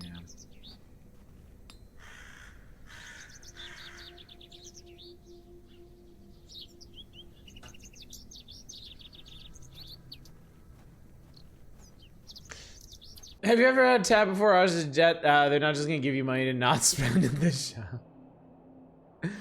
No, it should be obvious at this point. No, I've never had a tab.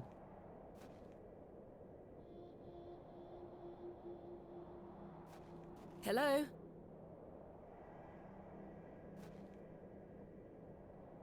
Yeah, station's closed. Bloop. Bloop. Bloop. Hold it, there's a shrub. This looks like it might be elderflower. Wait, really? This looks like it might be elderflower. I'll take some.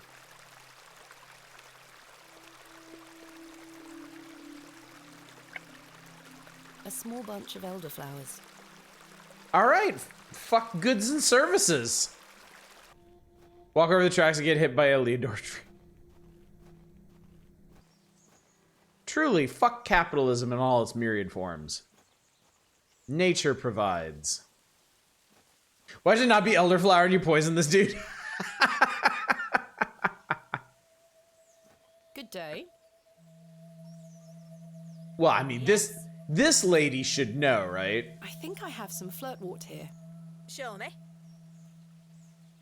Aye, that's flirtwort, all right. Okay. Let me know when you found some elderflower, too.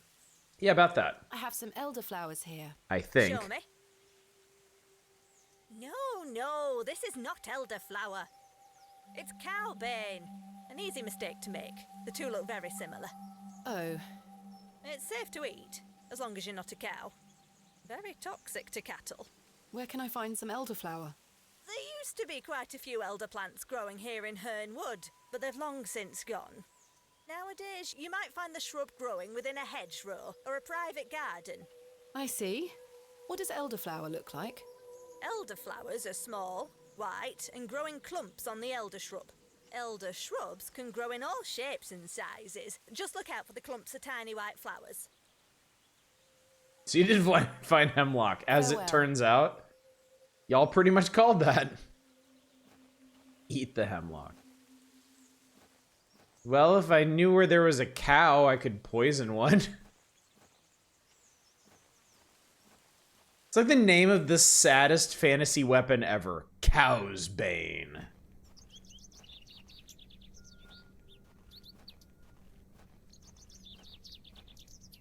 Just like a cat. Oh, hello, small child. It's only thanks to Jane that I've gotten as far as I have in this enigmatic place. Hello, Jane. Miss, watch me juggle. Oh my god, she actually does. Yay! Very impressive. I can juggle even more apples. Hello, Jane. Miss, watch me.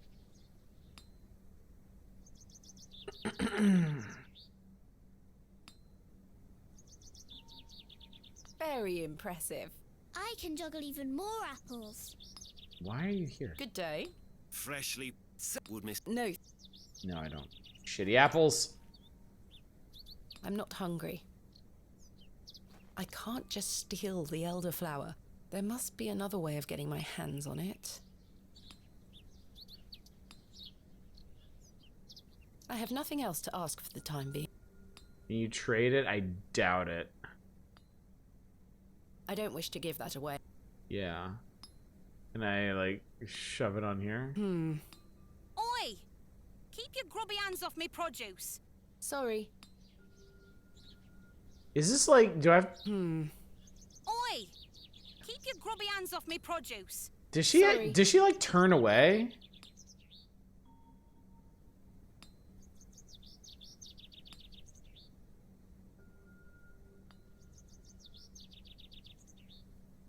No, I don't think so. I think she's just there. Oh, yeah.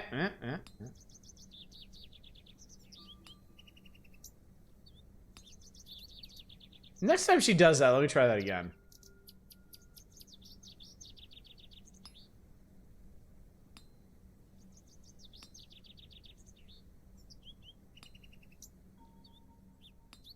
Oi! Nah. Keep your grubby hands off me, Throw produce. Jane at her as a Sorry. distraction. It's only thanks to... Jane. You want a fiddle? I'm not sure they would be... You want a very sharp knife, child? A wormy apple? I dare you to juggle an extra apple. Easy. Yuck, a worm. Aha! Aha! Wow, we're a terrible fucking person. I managed to swap them without her noticing. And now somebody's gonna get cow's bane. Mutton pies! And feed him to their cow or something. Oh, did you call that one? Give her the rotten one to chuckle. Kenneth has ascended. Well, we are British. Maybe you deserve what's in that barrow. Maybe we do. Maybe we do. All right. Good day. Definitely didn't fuck up this time. I have the ingredients you asked for. Wonderful. Hand them over. And them over. There you go. Tell Mr. Bryden to apply this poultice to the area in question. It works wonders. The area. Thank you very much. All this to get some milk so that we can give it to the lady that works at the Lord's Manor so that she'll introduce us and we could beg him to send big strapping men to help us excavate the Barrow. Theft and arson, I'll get an old man to milk a goat.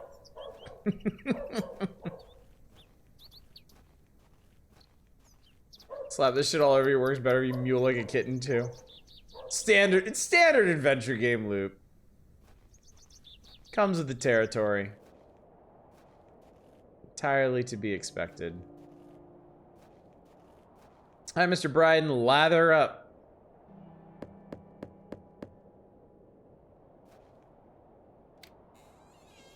Yes? I've got a poultice for your joints, Mr. Bryden. It was prepared by Mildred Walker. Who? You may know her as Mother Mildred. Oh, thank you, lass. That Mildred knows what she's doing. I should have thought to see it myself. She said to apply it directly to where the pain is. It should work very swiftly. I'll give it Oh, shit. I didn't mean to sorry, didn't mean to click through that. Oh, that did the trick, lass. I feel like a lad of 20 again. I suppose you'll be wanting me to milk old Eunice for you in return. If you don't mind, I'd appreciate it. A fair exchange. Goods and services. Also, now I don't have to touch the Thetan goat. Stand well back, lass. Believe me, I'm not coming an inch closer. He's so slow.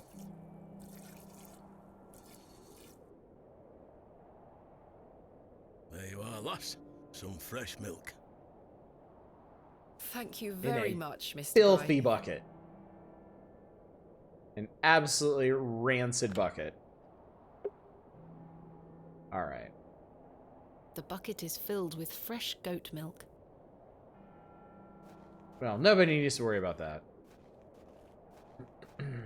Raw milk. It's old law should be that slow one day soon. It takes a pillage. Guess fucking what, lady? I've got a pail of fresh milk here for you, Miss Tompkins. You haven't. Here. Mum, you've saved my hide. Thank you. Yay! Are you all right? I'm worried about Mr. Ambrose. Don't worry, he's Anyways, dead. I'm heading back to Panswick Manor now. Would you still like to meet his lordship? Very much so. Now, I can't guarantee you'll be home, all right? He's a very busy man. I'll take my chances. Follow me, then. over. It's not much further.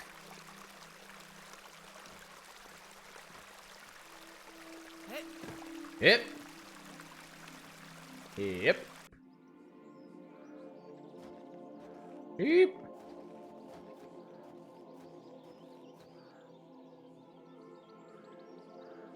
What time do you call this? Sorry, Mum. Give it here, then.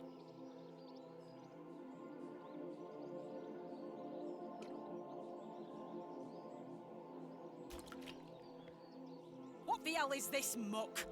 Goat's milk, Mum. You daft bait! Since when does his lordship take goat's milk with his tea? Oh, he will not be pleased. Get back to your sweeping before I clip you over the head.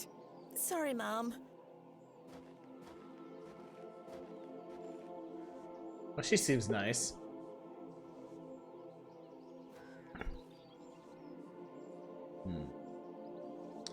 All right, I feel like we've just entered an entirely new area and there's probably gonna be some stuff to do here. So I think I'm gonna go ahead and call it for the night because it's getting pretty late. I was hoping to finish day 2 tonight, but man, even after, what, 3 hours, we're still on this one? So we'll have to pick this up tomorrow then. But the game is definitely afoot. The Lord.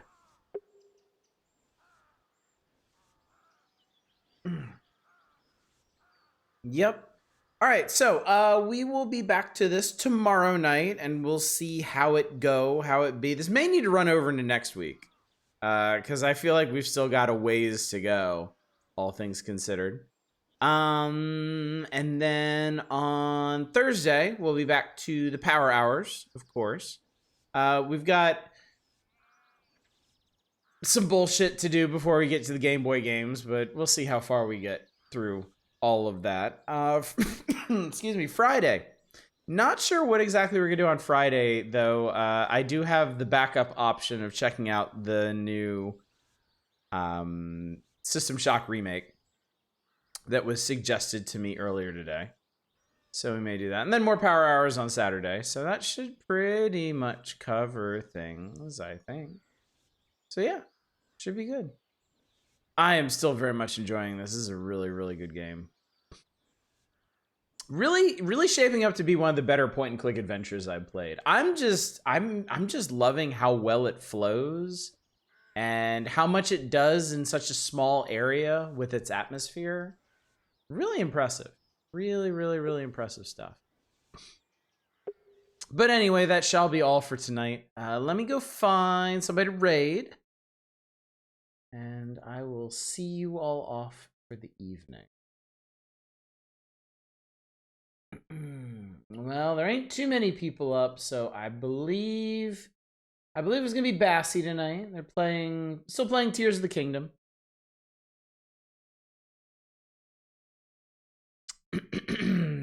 Thanks for streaming. Oh, my pleasure, some Dillweed. I don't mean that as an insult. Always my pleasure. I was very much looking forward to this tonight. I'm already looking forward to tomorrow night. It should be a good time. Can't wait to unravel more of the unfolding mystery here. Yeah, this is so much fun. I'm really enjoying this. So I need to get some good sleep so I'll have some energy for tomorrow. So enjoyable to watch. Glad to hear it. I'm enjoying streaming it. I'm glad y'all are enjoying it. So yeah, hopefully I will see all y'all out tomorrow night for more maybe some actual excavation at this point. But until then, regardless, as always, y'all take care. Bye, everybody.